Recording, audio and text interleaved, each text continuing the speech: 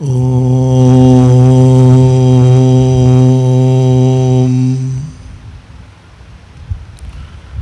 ശ്രീനാരായണ സദ്ഗുരു ഗുരുകൃപാവരാനിധേ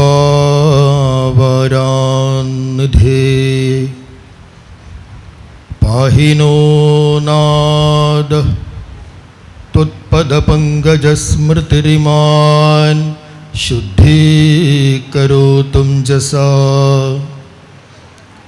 धर्मस्थापनकर्मलोलुपमते त्वं ब्रह्मरादो भव।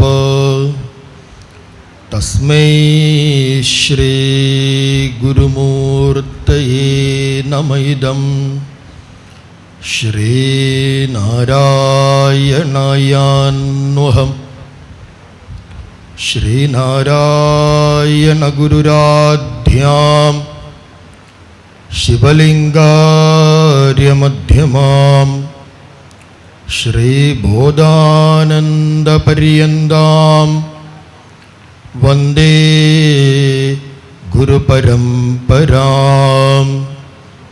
ॐ ശ്രീനാരായണ പരമഗുരവേ നമഃ. വേദിയിൽ സന്നിഹിതരായിരിക്കുന്ന യൂണിയൻ്റെയും ശാഖയുടെയും ബഹുമാനപ്പെട്ട ഭാരവാഹികളെ, സജ്ജനങ്ങളെ, ഗുരുഭക്തരെ, നിങ്ങൾക്കെല്ലാവർക്കും ശിവഗിരി മഠം ശ്രീനാരായണ ധർമ്മസംഘത്തിലെ ഒരു സന്യാസി എന്ന നിലക്ക് ഗുരുദേവ തൃപാദങ്ങളുടെ സ്മരണയിൽ നമസ്കാരം അറിയിക്കുകയാണ്. മനകച്ചിറ കൺവെൻഷൻ്റെ ഭാഗമായി ഇന്നത്തെ ദിവസം ഈ ഒരു സെഷനിൽ നമ്മൾ വിചാരം ചെയ്യാൻ പോകുന്ന വിഷയം ഗുരു സ്വരൂപം എന്നതാണ്. ഈ വാക്കിൻ്റെ അർത്ഥത്തെക്കുറിച്ച് ചിന്തിക്കുകയാണെങ്കിൽ,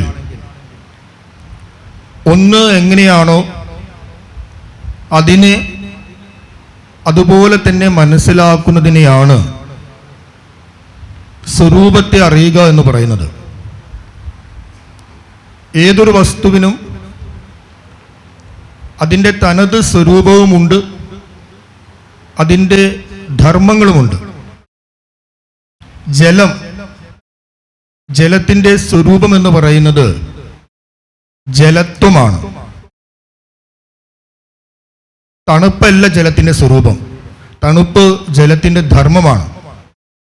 കാരണം ജലത്തെ ചൂടാക്കി കഴിഞ്ഞാൽ അത് ഉഷ്ണമുള്ളതാകും. സ്വരൂപത്തിന് ഒരിക്കലും ഒരു പരിവർത്തനവും വരില്ല, അതെല്ലാ കാലത്തും ഒരുപോലെ തന്നെയായിരിക്കും.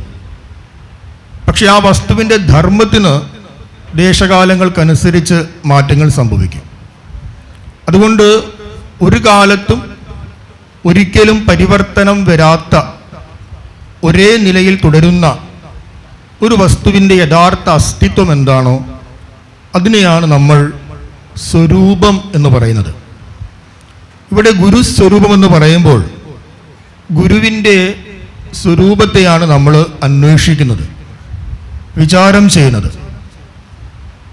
കാരണം ഭഗവാൻ ശ്രീനാരായണ ഗുരുദേവ തൃപ്പാദങ്ങളെക്കുറിച്ച് എല്ലാവർക്കും അറിയാം. വിശേഷിച്ച് കേരളീയരായ എല്ലാവർക്കും ശ്രീനാരായണ ഗുരുദേവനെ കുറിച്ച് അറിയാം. ഗുരുവിനെ അറിയാത്തതായിട്ട് നമ്മുടെ പൊതുസമൂഹത്തിൽ ആരും തന്നെയില്ല. പക്ഷെ എല്ലാവരും പല രീതിയിലാണ് ഗുരുവിനെ മനസ്സിലാക്കി വെച്ചിട്ടുള്ളത്. കുറച്ച് ആളുകൾ എന്തു പറയുന്നു, ഗുരുദേവൻ ഒരുപാട് നല്ല കാര്യങ്ങളൊക്കെ ചെയ്ത ഒരു സാമൂഹ്യ നവോത്ഥാന നായകനാണ്. കുറച്ച് പേര് പറയുന്നു ഗുരുദേവൻ നമ്മുടെ ഭാരതത്തിൽ ഒരുപാട് സന്യാസിമാരുണ്ടായിട്ടുണ്ട്, അങ്ങനെ ഉണ്ടായിട്ടുള്ള ആയിരക്കണക്കിന് സന്യാസിമാരിൽപ്പെട്ട ഒരു സന്യാസിയാണ് ഗുരുദേവൻ എന്ന് പറയുന്നു. ഇനി ചില ആളുകൾ പറയുന്നു ഒരുപാട് ഗ്രന്ഥങ്ങളൊക്കെ എഴുതിയ വലിയൊരു ഗ്രന്ഥകാരനാണ് എന്നും അഭിപ്രായപ്പെടുന്നു. ചില ആളുകൾ പറയുന്നു വലിയൊരു ഫിലോസഫറാണ്, ഒരു തത്വചിന്തകനാണ് ശ്രീനാരായണ ഗുരു എന്ന് പറയുന്നു. അങ്ങനെ ഗുരുവിന് പല പല മാനങ്ങളും പലരും കൽപ്പിക്കാറുണ്ട്.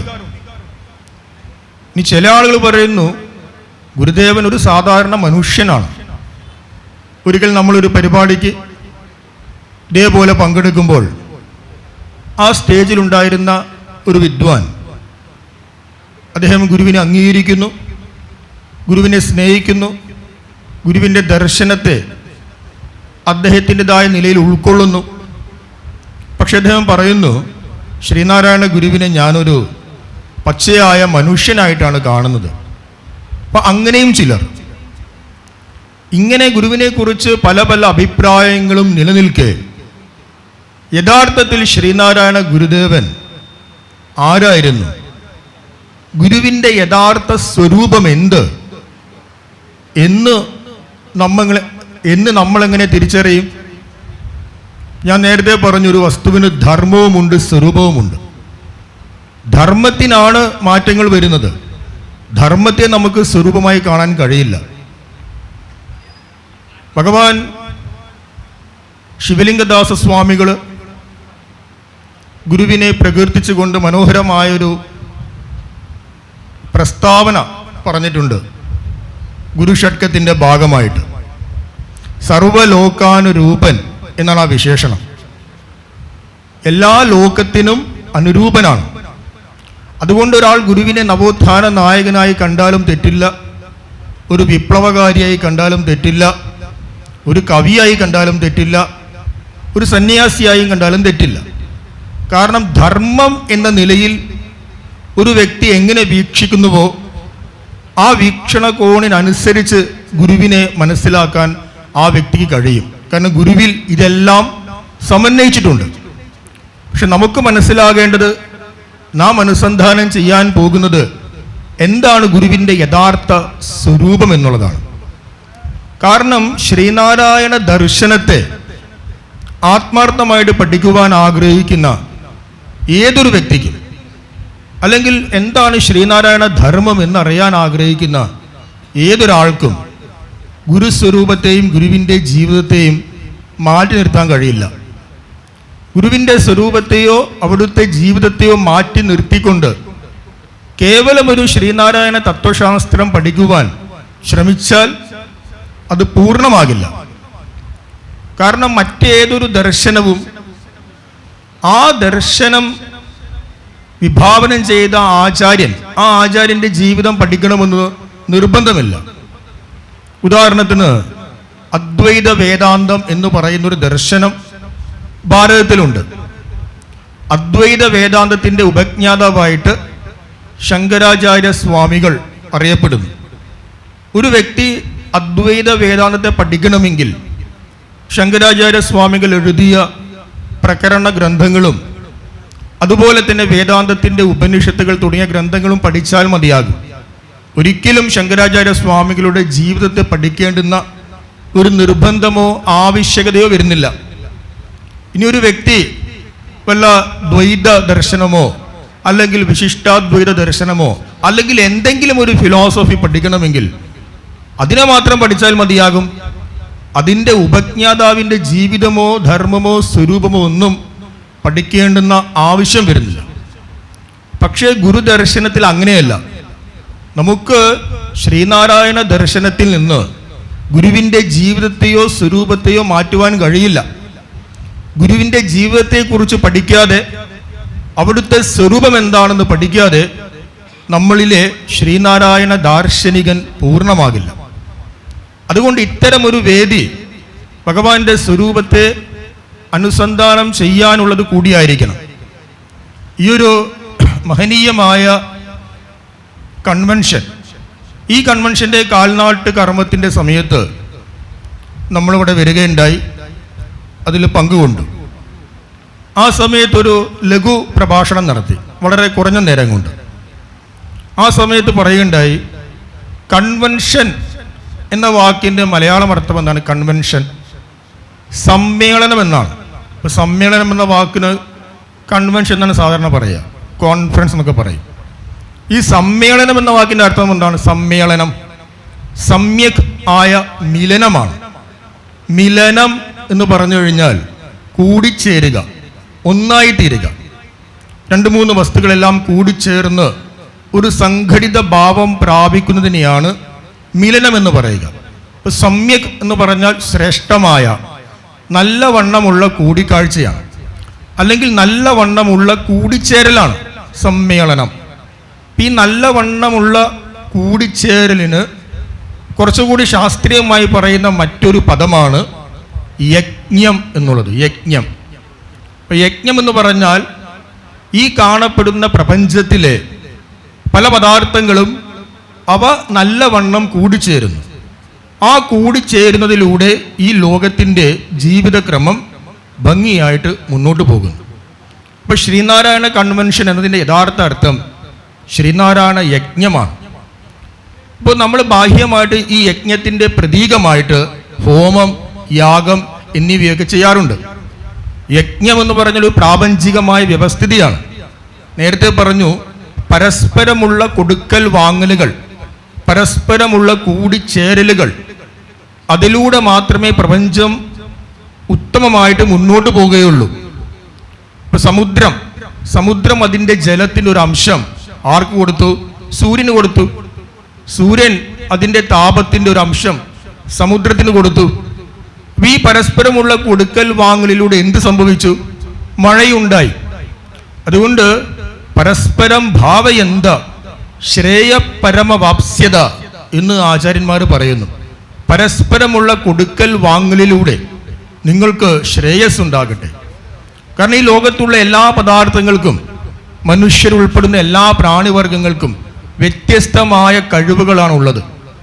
ആ കഴിവുകളെല്ലാം പരസ്പരം ആദാന പ്രദാനത്തിലൂടെ പൊതുവായിട്ട് ഉപകാരപ്രദമായിട്ട് മാറുന്നു. അപ്പോൾ ഇതിനെയാണ് നമ്മൾ യജ്ഞം എന്ന് പറയുന്നത്. ഈ യജ്ഞത്തിനെ പ്രതീകവൽക്കരിച്ചുകൊണ്ട് നമ്മൾ ഹോമകുണ്ഡത്തിൽ അഗ്നിയെ ആളിക്കത്തിക്കുന്നു. ആ അഗ്നിയിലേക്ക് ഹവിസിനെ കൊടുക്കുന്നു. അതേപോലെ ഇവിടെ ഇപ്പോൾ ഒരു യജ്ഞമാണ് നടക്കുന്നത്. ആ യജ്ഞത്തിൽ നമ്മൾ എന്താണ് കൊടുക്കേണ്ടത്? പറയൂ. ഗുരു പറഞ്ഞിട്ടുണ്ട്, അഹമിത്യാജ്യം ജുഹോമി. നമ്മളാകുന്ന അഹം എന്ന് പറയുന്ന ഞാൻ, എൻ്റെ വ്യക്തിത്വത്തെ, എൻ്റെ ഭാവങ്ങളെ, എൻ്റെ ശ്രദ്ധയാണ് ഈ ശ്രീനാരായണ യജ്ഞത്തിലേക്ക് നാം സമർപ്പിക്കേണ്ടത്. അങ്ങനെ സമർപ്പിച്ചു കഴിഞ്ഞാൽ ഈ യജ്ഞത്തിൽ നിന്നും ഗുരുവിൻ്റെ സ്വരൂപത്തെക്കുറിച്ചും ഗുരു ദർശനത്തെക്കുറിച്ചുമുള്ള ഫലം നമുക്ക് ലഭിക്കും. കാരണം ഏതൊരു യജ്ഞത്തിനും ഒരു ഫലമുണ്ട്. ആ ഫലത്തെ ശാസ്ത്രീയ ഭാഷയിൽ അപൂർവം എന്ന് പറയുന്നു. മലയാളത്തിൽ അപൂർവമല്ല, ഈ യജ്ഞത്തിൽ നിന്ന് ലഭിക്കുന്ന ഫലമാണ്. അപ്പം നിങ്ങളുടെ എല്ലാവരുടെയും ശ്രദ്ധ, ആ ശ്രദ്ധയാകുന്ന ഹവിസ് ഈ യജ്ഞത്തിൽ സമർപ്പിച്ചു കഴിഞ്ഞാൽ ഗുരുദർശനമാകുന്ന, ഗുരുസ്വരൂപമാകുന്ന ഫലം നമുക്ക് ലഭിക്കുകയും അത് നമ്മുടെ ജീവിതത്തെ ശ്രേയസ്സിലേക്കും പ്രേയസ്സിലേക്കും നയിക്കുകയും ചെയ്യുന്നു. അപ്പം നമ്മുടെ പ്രതിപാദ്യ വിഷയം ഗുരുസ്വരൂപം എന്നുള്ളതാണ്. നമ്മൾ പറഞ്ഞു, ഗുരുദർശനത്തിൽ നിന്നും ഗുരുവിൻ്റെ സ്വരൂപത്തെയും ജീവിതത്തെയും മാറ്റി നിർത്താൻ കഴിയില്ല എന്ന്. കാരണം ഇന്നത്തെ കാലത്ത്, ഇന്നത്തെ ഒരു പ്രത്യേക സാഹചര്യം കൊണ്ട്, അതുകൂടാതെ തന്നെ എത്രയോ ദശാബ്ദങ്ങളായിട്ടുള്ള ശ്രീനാരായണ പ്രസ്ഥാനങ്ങളുടെ വലിയൊരു പ്രവർത്തന ഫലമായിട്ട് കൂടിയും ശ്രീനാരായണ ദർശനത്തിന് വലിയ പ്രസക്തിയും മൂല്യവും ഉണ്ടായിട്ടുള്ളൊരു കാലഘട്ടമാണ്. അതുകൊണ്ട് എല്ലാവരും തന്നെ ഗുരുവിൻ്റെ ദർശനത്തെ പറയാറുണ്ട്, പ്രചരിപ്പിക്കാറുണ്ട്. വ്യാപകമായിട്ട് ഗുരുവിൻ്റെ ദർശനങ്ങൾക്ക് വലിയ രീതിയിൽ അംഗീകാരം കിട്ടുന്ന കാലഘട്ടമാണ്. പക്ഷെ ഇവിടെ ഗുരുസ്വരൂപത്തെ, ഗുരുവിൻ്റെ യഥാർത്ഥ സ്വരൂപത്തെ തമസ്കരിച്ചിട്ട്, ബോധപൂർവമോ അല്ലാതെയോ തമസ്കരിച്ച് ഗുരുദർശനത്തെ പറയുന്ന ഒരു കാലഘട്ടം കൂടിയാണ്. അപ്പോൾ നമ്മളും പലപ്പോഴും ഇതിൽ വീണുപോകും. ഗുരുവിൻ്റെ സ്വരൂപത്തെ മാറ്റി നിർത്തിക്കൊണ്ട് ഉപരിപ്ലവമായ കേവലം ഒരു വരട്ടു തത്വവാദമാണ് ശ്രീനാരായണ ദർശനം എന്ന കാഴ്ചപ്പാടിലേക്ക് നമ്മളും വീണുപോകും. ഇപ്പം കഴിഞ്ഞ ഏതാനും ദിവസങ്ങൾക്ക് മുമ്പ് കോഴിക്കോട് ജില്ലയിൽ ഇതേപോലൊരു സെമിനാർ നടക്കുകയുണ്ടായി. ആ സെമിനാറിൻ്റെ വിഷയം നമ്മുടെ കേരളത്തിലെ, ഇന്ത്യയിലെ അറിയപ്പെടുന്ന ഒരു സംഘടന, ആ സംഘടനയുടെ ഒരു സൈദ്ധാന്തിക ആചാര്യൻ എഴുതിയ ഒരു ഗ്രന്ഥത്തിൻ്റെ പുനഃപ്രകാശനമാണ്. ആ ഗ്രന്ഥത്തിൻ്റെ പേര് ശ്രീനാരായണ ഗുരു നവോത്ഥാനത്തിൻ്റെ മഹാപ്രവാചകൻ എന്നാണ്. അങ്ങനെ ഗംഭീരമായിട്ട് ആളുകൾ വരുന്നു, സംഘടിക്കുന്നു, ആ ഒരു സമ്മേളനം നടക്കുന്നു. അപ്പോൾ ആ പുസ്തകത്തിലൂടെ ഗുരുവിൻ്റെ കാര്യങ്ങൾ പറയുന്നു. ഈ പുസ്തകം വായിക്കണം, എല്ലാവരും വായിക്കണം എന്നൊക്കെ സംഘാടകർ പറയുന്നു. അപ്പോൾ കുറേ ശ്രീനാരായണ ഭക്തരെ ആളുകളും ആ സമ്മേളനത്തിൽ പങ്കെടുക്കുന്നു. എന്തായാലും ഗുരുവിൻ്റെ കാര്യമല്ലേ, പുസ്തകം വാങ്ങിക്കുന്നു. ആഹാ, എത്ര ഗംഭീരമായിട്ട് ഗുരുവിൻ്റെ ദർശനത്തെ വ്യാഖ്യാതാവ് അവതരിപ്പിച്ചിരിക്കുന്നു എന്നെല്ലാം അഭിപ്രായപ്പെടുന്നു. പിന്നത് മാർക്കറ്റിൽ ലഭ്യമാണ്. ശ്രീനാരായണ ഗുരു നവോത്ഥാനത്തിൻ്റെ മഹാപ്രവാചകൻ. അത് ആരെഴുതി, ഏത് പ്രസ്ഥാനം എഴുതി എന്നൊന്നും നമ്മൾ പറയുന്നില്ല. പക്ഷെ ആ പുസ്തകം വായിച്ചു കഴിഞ്ഞാൽ നമുക്ക് മനസ്സിലാക്കാൻ കഴിയും, ശങ്കരാചാര്യരുടെ ശിഷ്യ പരമ്പരയിലെ ഒരു ശിഷ്യനാക്കി ഗുരുവിനെ പ്രതിഷ്ഠിക്കാനാണ് ആ വ്യാഖ്യാതാവ്, രചയിതാവ് ആദ്യന്തം ശ്രമിച്ചത്. ഗുരുവിൻ്റെ മഹിമകളൊക്കെ പറഞ്ഞു ഗുരു ശ്രേഷ്ഠനാണ്, ഗുരുവിൻ്റെ കാഴ്ചപ്പാട് ഗംഭീരമാണ്. പക്ഷേ പൂർവികരായ ഋഷിമാരിൽ നിന്നും ഗുരു ഈ കാഴ്ചപ്പാടിനെ പ്രാപ്തമാക്കി. ഗുരുവിൻ്റെതായ ഒരു മൗലികതയും, ഇപ്പോൾ നമ്മൾ തന്നെ ഒരു വിഷയത്തെക്കുറിച്ച് 100 പേര് അഭിപ്രായം പറഞ്ഞാൽ ഓരോ വ്യക്തിക്കും ആ വിഷയത്തെക്കുറിച്ച് അവനവൻ്റെതായ ഒരു അഭിപ്രായം ഉണ്ടാകും. അങ്ങനെ ഗുരുവിൻ്റെതായ ഒരു അഭിപ്രായവും ഇല്ല. ഇത് പൂർവിക ആചാര്യന്മാരിൽ നിന്ന് ഗുരു കേട്ട് പഠിച്ചതാണ്. ഗുരു വിഭാവനം ചെയ്ത ഈ ദർശനം എന്നൊക്കെ സമർത്ഥിച്ച് അവസാനം ശങ്കര പരമ്പരയിൽ ഒരു സന്യാസി, മഹാനായ സന്യാസിയായിട്ട് ഗുരുവിനെ സ്ഥാപിക്കുന്നു. അപ്പം അങ്ങിങ്ങായിട്ട് ഗുരുവിൻ്റെ ദർശനങ്ങളും ഏകജാതി ദർശനവും മതദർശനവും എല്ലാം പറയുന്നു. എങ്കിൽ കൂടി ആത്യന്തികമായിട്ട് സ്ഥാപിക്കാൻ ഉദ്ദേശിക്കുന്നത് ഗുരുദേവൻ ആയിരക്കണക്കിന് സന്യാസിമാരുടെ കൂട്ടത്തിലുള്ള ഒരു സാധാരണ സന്യാസി മാത്രം. അപ്പോൾ ഇങ്ങനെയുള്ളൊരു കാലഘട്ടത്തിൽ ഗുരു സ്വരൂപം എന്താണെന്ന് ചിന്തിക്കേണ്ടതും അതിനെ മനസ്സിലാക്കേണ്ടതും അനിവാര്യമാണ്. അതുകൊണ്ടാണ് നമ്മൾ ഇന്ന് പ്രഭാഷണത്തിന് ഈ ഒരു വിഷയത്തെ തിരഞ്ഞെടുത്തിട്ടുള്ളത്. ഞാൻ പറഞ്ഞു, ശ്രീനാരായണ ഗുരുദേവനെ എല്ലാവർക്കും അറിയാം, പക്ഷെ എല്ലാവരും പല നിലയിലാണ് മനസ്സിലാക്കുന്നത് എന്ന് പറയുകയുണ്ടായി. ഇങ്ങനെ ഒരു സന്ദർഭത്തിൽ നാം എങ്ങനെയാണ് ഉറപ്പിക്കേണ്ടത്, ആരാണ് ശ്രീനാരായണ ഗുരുദേവൻ, എന്താണ് അവിടുത്തെ സ്വരൂപം? അപ്പം ആദ്യമേ പറയട്ടെ, ഒരു നിലക്കും സാധ്യമല്ല. ഗുരുവിൻ്റെ സ്വരൂപത്തെ നമുക്ക് അളന്ന് തിട്ടപ്പെടുത്തി അത് ഇന്നതാണ് നിശ്ചയിക്കാൻ തൽക്കാലം സാധ്യമല്ല. എന്തുകൊണ്ട് സാധ്യമല്ല? ഗുരുവിൻ്റെ ശിഷ്യൻ തന്നെ പറഞ്ഞു, ചൈതന്യ സ്വാമികൾ എന്തു പറഞ്ഞു? ഓം അഗ്രാഹ്യായ നമഃ. നമ്മൾ നിത്യവും ചൊല്ലുന്ന, ഗുരുവിനെ ആരാധിക്കുവാൻ വേണ്ടി നിത്യവും ചൊല്ലുന്ന പുഷ്പാഞ്ജലി മന്ത്രങ്ങളിൽ അവിടുന്ന് പറഞ്ഞിട്ടുള്ളതാണ്. ഓം, എനിക്ക് തോന്നുന്നു 11ാമത്തെയോ 12ാമത്തെയോ പുഷ്പാഞ്ജലി മന്ത്രമായിട്ട് വരും. ഓം അഗ്രാഹ്യായ നമഃ എന്ന് പറഞ്ഞ എന്താണ്? ഗ്രഹിക്കുവാൻ കഴിയുന്നതല്ല അവിടുത്തെ സ്വരൂപം.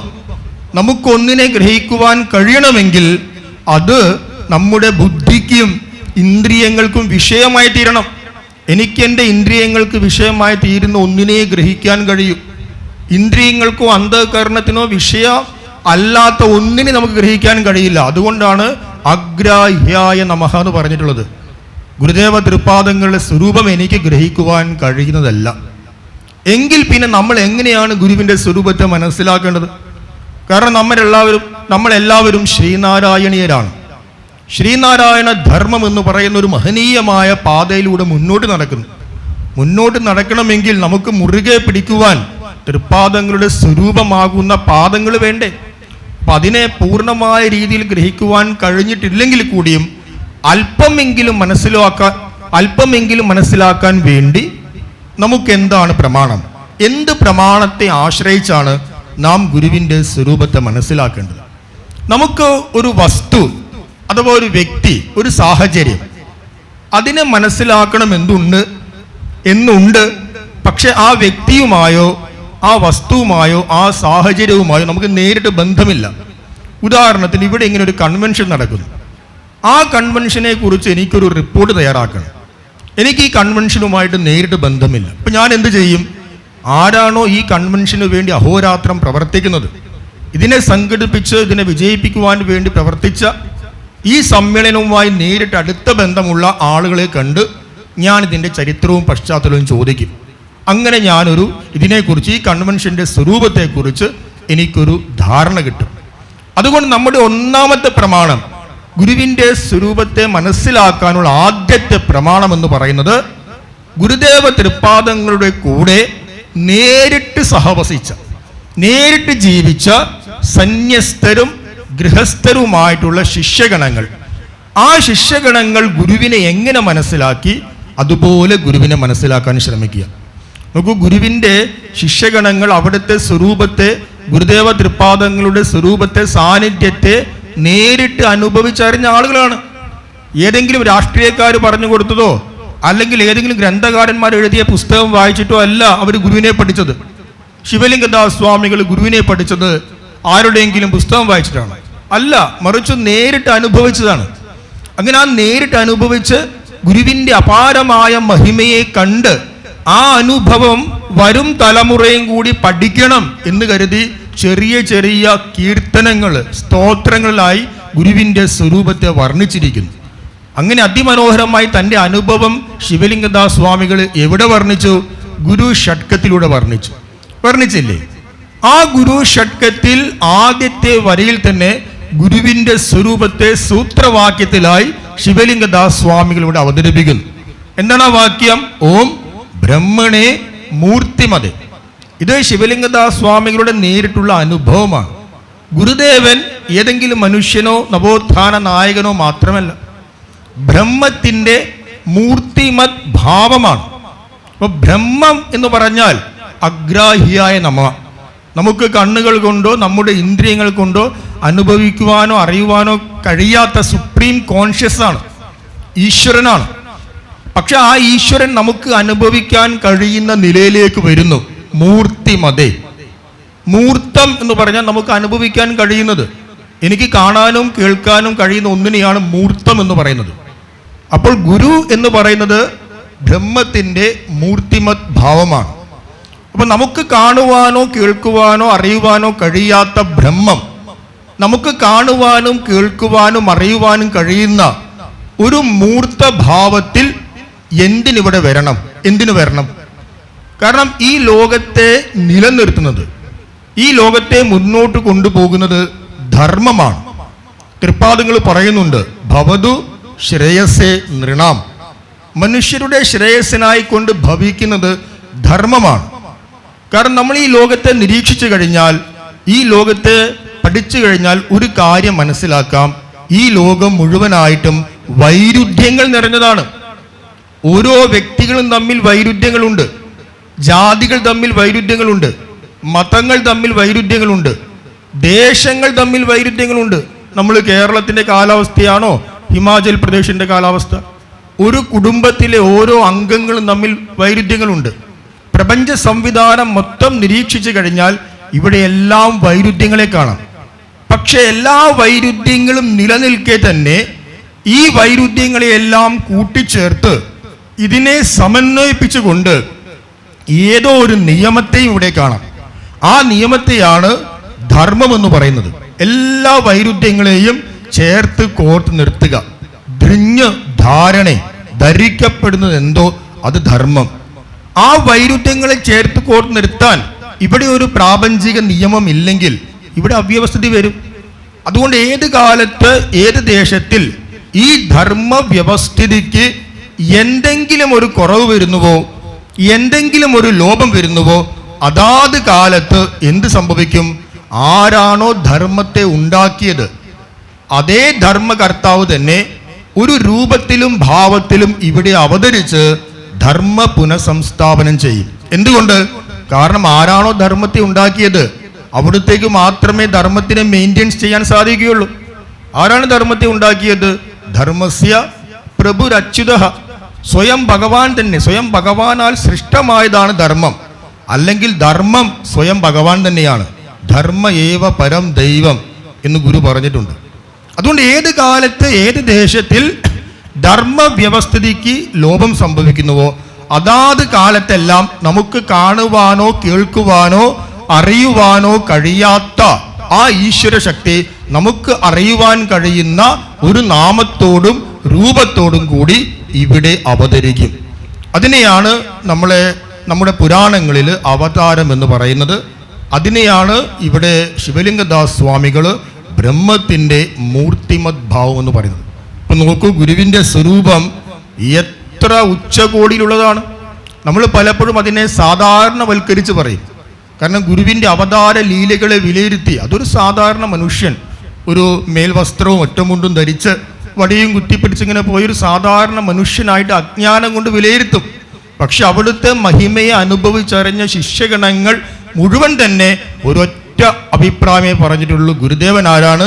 ദൈവം തന്നെ. ചുരുക്കി പറഞ്ഞാൽ ദൈവം തന്നെ, ഈശ്വരൻ തന്നെ. അപ്പൊ ഗുരുവിനെ ഈശ്വരൻ എന്ന നിലയിൽ നിന്നും അല്പം പോലും താഴ്ന്ന രീതിയിൽ നമ്മൾ സ്വീകരിക്കരുത് ഗുരുസ്വരൂപത്തെ. ഇപ്പൊ നമ്മൾ നേരത്തെ പറഞ്ഞു, ഗുരുസ്വരൂപത്തെ മനസ്സിലാക്കാനുള്ള ആദ്യ പ്രമാണങ്ങൾ ശിഷ്യന്മാരുടെ അഭിപ്രായങ്ങളാണ്. അവർ നേരിട്ട് കണ്ട് അനുഭവിച്ചറിഞ്ഞതാണ്. ബോധാനന്ദ സ്വാമികൾ എന്ത് പറഞ്ഞു? ദൈവത്തിനൊത്ത ഗുരുവര്യനെയും വരിച്ചു എന്ന് പറഞ്ഞു. കുമാരനാശൻ എന്ത് പറഞ്ഞു? ആരായുകിൽ അന്ധത്വം ഒഴിച്ച് ആദിമഹസ്സിലേക്കുള്ള നേരായ വഴി കാണിച്ചു തരുന്ന പരമദൈവ സ്വരൂപമാണ് എൻ്റെ ഗുരുദേവൻ എന്ന് ആശാനും പറയുന്നു. ആരായുകിൽ വിചാരം ചെയ്യണം. വിചാരം ചെയ്താൽ ഗുരുവിൻ്റെ സ്വരൂപം അത് പരമദൈവം തന്നെ, ഈശ്വരൻ തന്നെയാണ് ഗുരു എന്ന് നിസ്സംശയം നമുക്ക് ബോധ്യമാകും.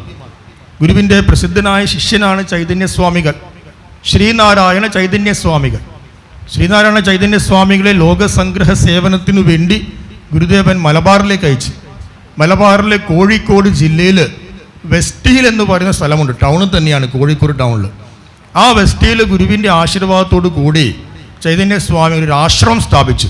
അതിൻ്റെ പേരാണ് ഗുരുവരാശ്രമം എന്ന് പറയുന്നത്. ഇന്നത് കോഴിക്കോട് SNDP യൂണിയൻ്റെ ഓഫീസാണ്, ജില്ലാ യൂണിയൻ ഓഫീസാണ്.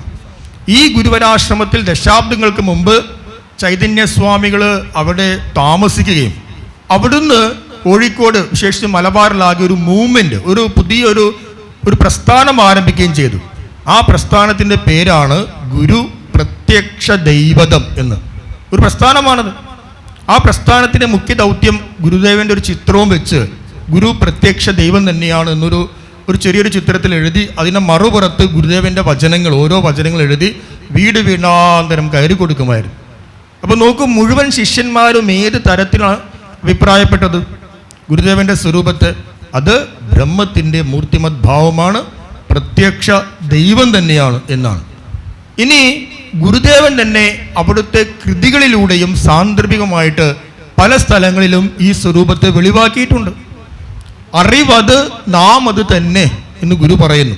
അറിവെന്ന് പറഞ്ഞാൽ ഈശ്വര സ്വരൂപം, അത് നാം തന്നെയാകുന്നു എന്ന് പറയുന്നു. ഇനി ഗുരുവിൻ്റെ സ്വരൂപത്തെ നമുക്ക് മനസ്സിലാക്കാനുള്ള ഏറ്റവും വലിയ ഒരു പ്രമാണം അത് ഗുരുദേവൻ ദർശനമാലയിൽ 10ാമത്തെ ദർശനമായ നിർവാണ ദർശനത്തിൽ 5ാമത്തെ ആണെന്ന് തോന്നുന്നു, 5ാമത്തെ ശ്ലോകത്തിലൂടെ പറയുന്നു, ദഗ്ധ്വ ജ്ഞാനാഗ്നിന സർവം ഉദ്ദിശ്യ ജഗതാം ഹിതം കരോതി വിധിവത് കർമ്മം ബ്രഹ്മവിത്ത് ബ്രഹ്മണി സ്ഥിതഃ എന്ന് പറയുന്നു. നോക്കൂ, ഉദ്ദിശ്യ ജഗതാം ഹിതം, ജഗതാം ഹിതം ഉദ്ദിശ്യ, ഈ ലോകത്തിൻ്റെ ഹിതത്തെ ഉദ്ദേശിച്ചുകൊണ്ട് ഒരു ബ്രഹ്മവിത്ത് വിധിവത്തായ കർമ്മം ചെയ്യുന്നു. ആരാണ് ലോകത്തിൻ്റെ ഹിതത്തെ ഉദ്ദേശിക്കുന്നത്? ആരാണ്? നമ്മുടെ വീട്ടിൽ ഒരു കുഴപ്പം വന്നു, അപ്പോൾ ആ വീടിൻ്റെ ഹിതത്തെ ആരാണ് ഉദ്ദേശിക്കുന്നത്? ആ കുഴപ്പത്തെ മാറ്റി വീടിനെ ശ്രേഷ്ഠമാക്കി മാറ്റണം, കുടുംബത്തെ ശ്രേഷ്ഠമാക്കി മാറ്റണം. ആരാണ് ഉദ്ദേശിക്കുന്നത്? കുടുംബനാഥനാണ്. കുടുംബനാഥനാണ് കുടുംബത്തിൻ്റെ ഹിതത്തെ ഉദ്ദേശിക്കുന്നത്. ഒരു സംസ്ഥാനത്തിൻ്റെ ഭരണാധികാരികളാണ് ആ സംസ്ഥാനത്തിൻ്റെ ഹിതത്തെ ഉദ്ദേശിക്കുന്നത്. ഒരു രാഷ്ട്രത്തിൻ്റെ ഭരണാധികാരികളാണ് ആ രാഷ്ട്രത്തിൻ്റെ ഹിതത്തെ ഉദ്ദേശിക്കുന്നത്. അങ്ങനെയെങ്കിൽ ജഗതാം ഹിതം ഉദ്ദേശിച്ച ഈ ലോകത്തിൻ്റെ ഹിതത്തെ ഉദ്ദേശിച്ചിട്ടെന്ന് പറയുവാൻ ആർക്കാണ് ധൈര്യമുള്ളത്? ഈശ്വരന് മാത്രം. കാരണം ഈശ്വരനാണ് ഈ ലോകത്തിൻ്റെ കർത്താവ്.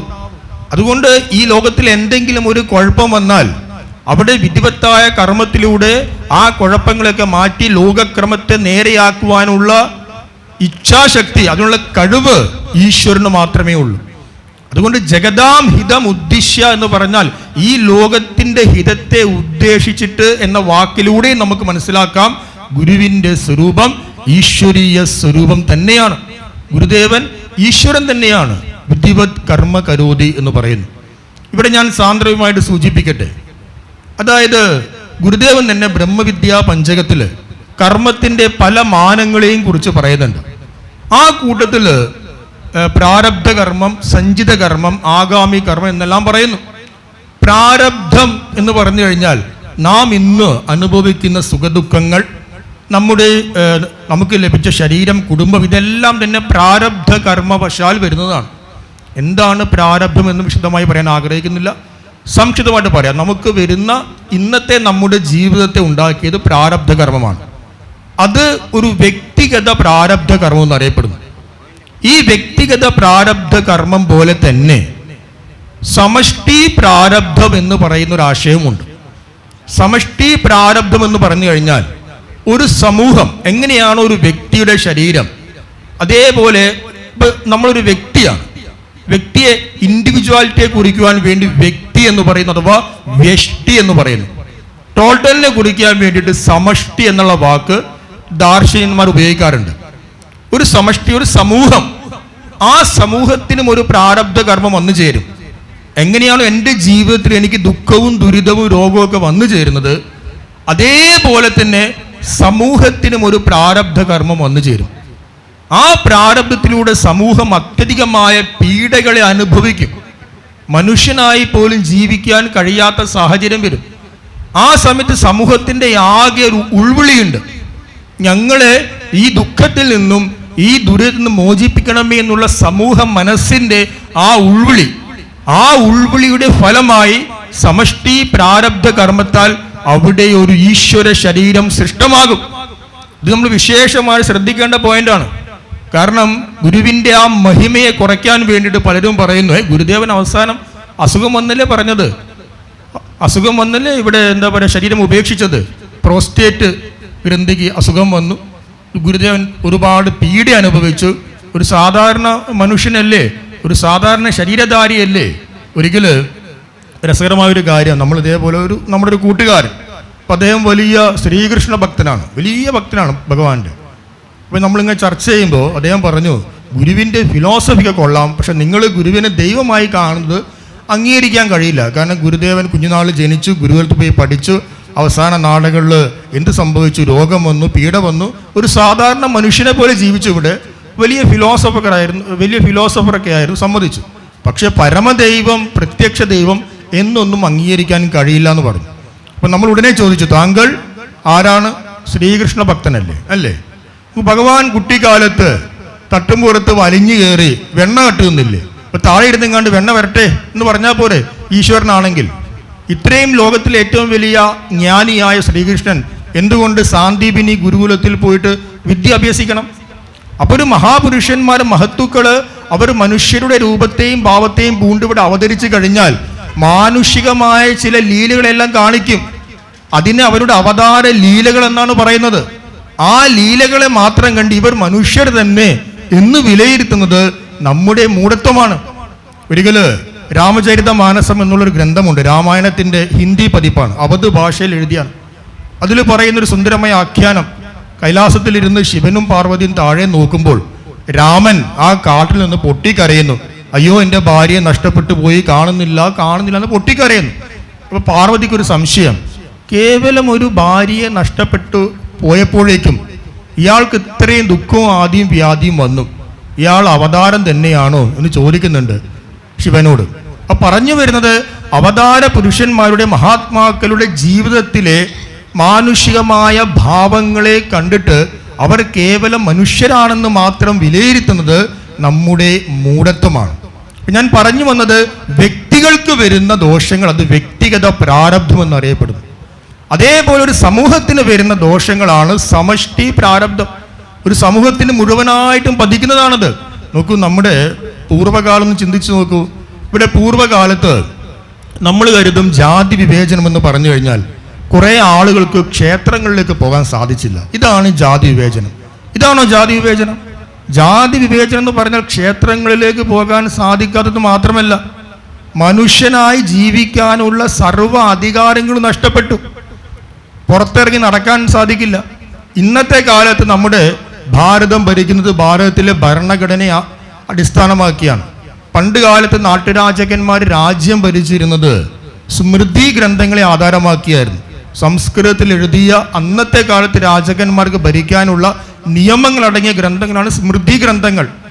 ആ സ്മൃതി ഗ്രന്ഥങ്ങളിലെ ശിക്ഷാവിധികളും നിയമരീതികളൊക്കെ വായിച്ചാൽ ബഹുരസമായിരിക്കും.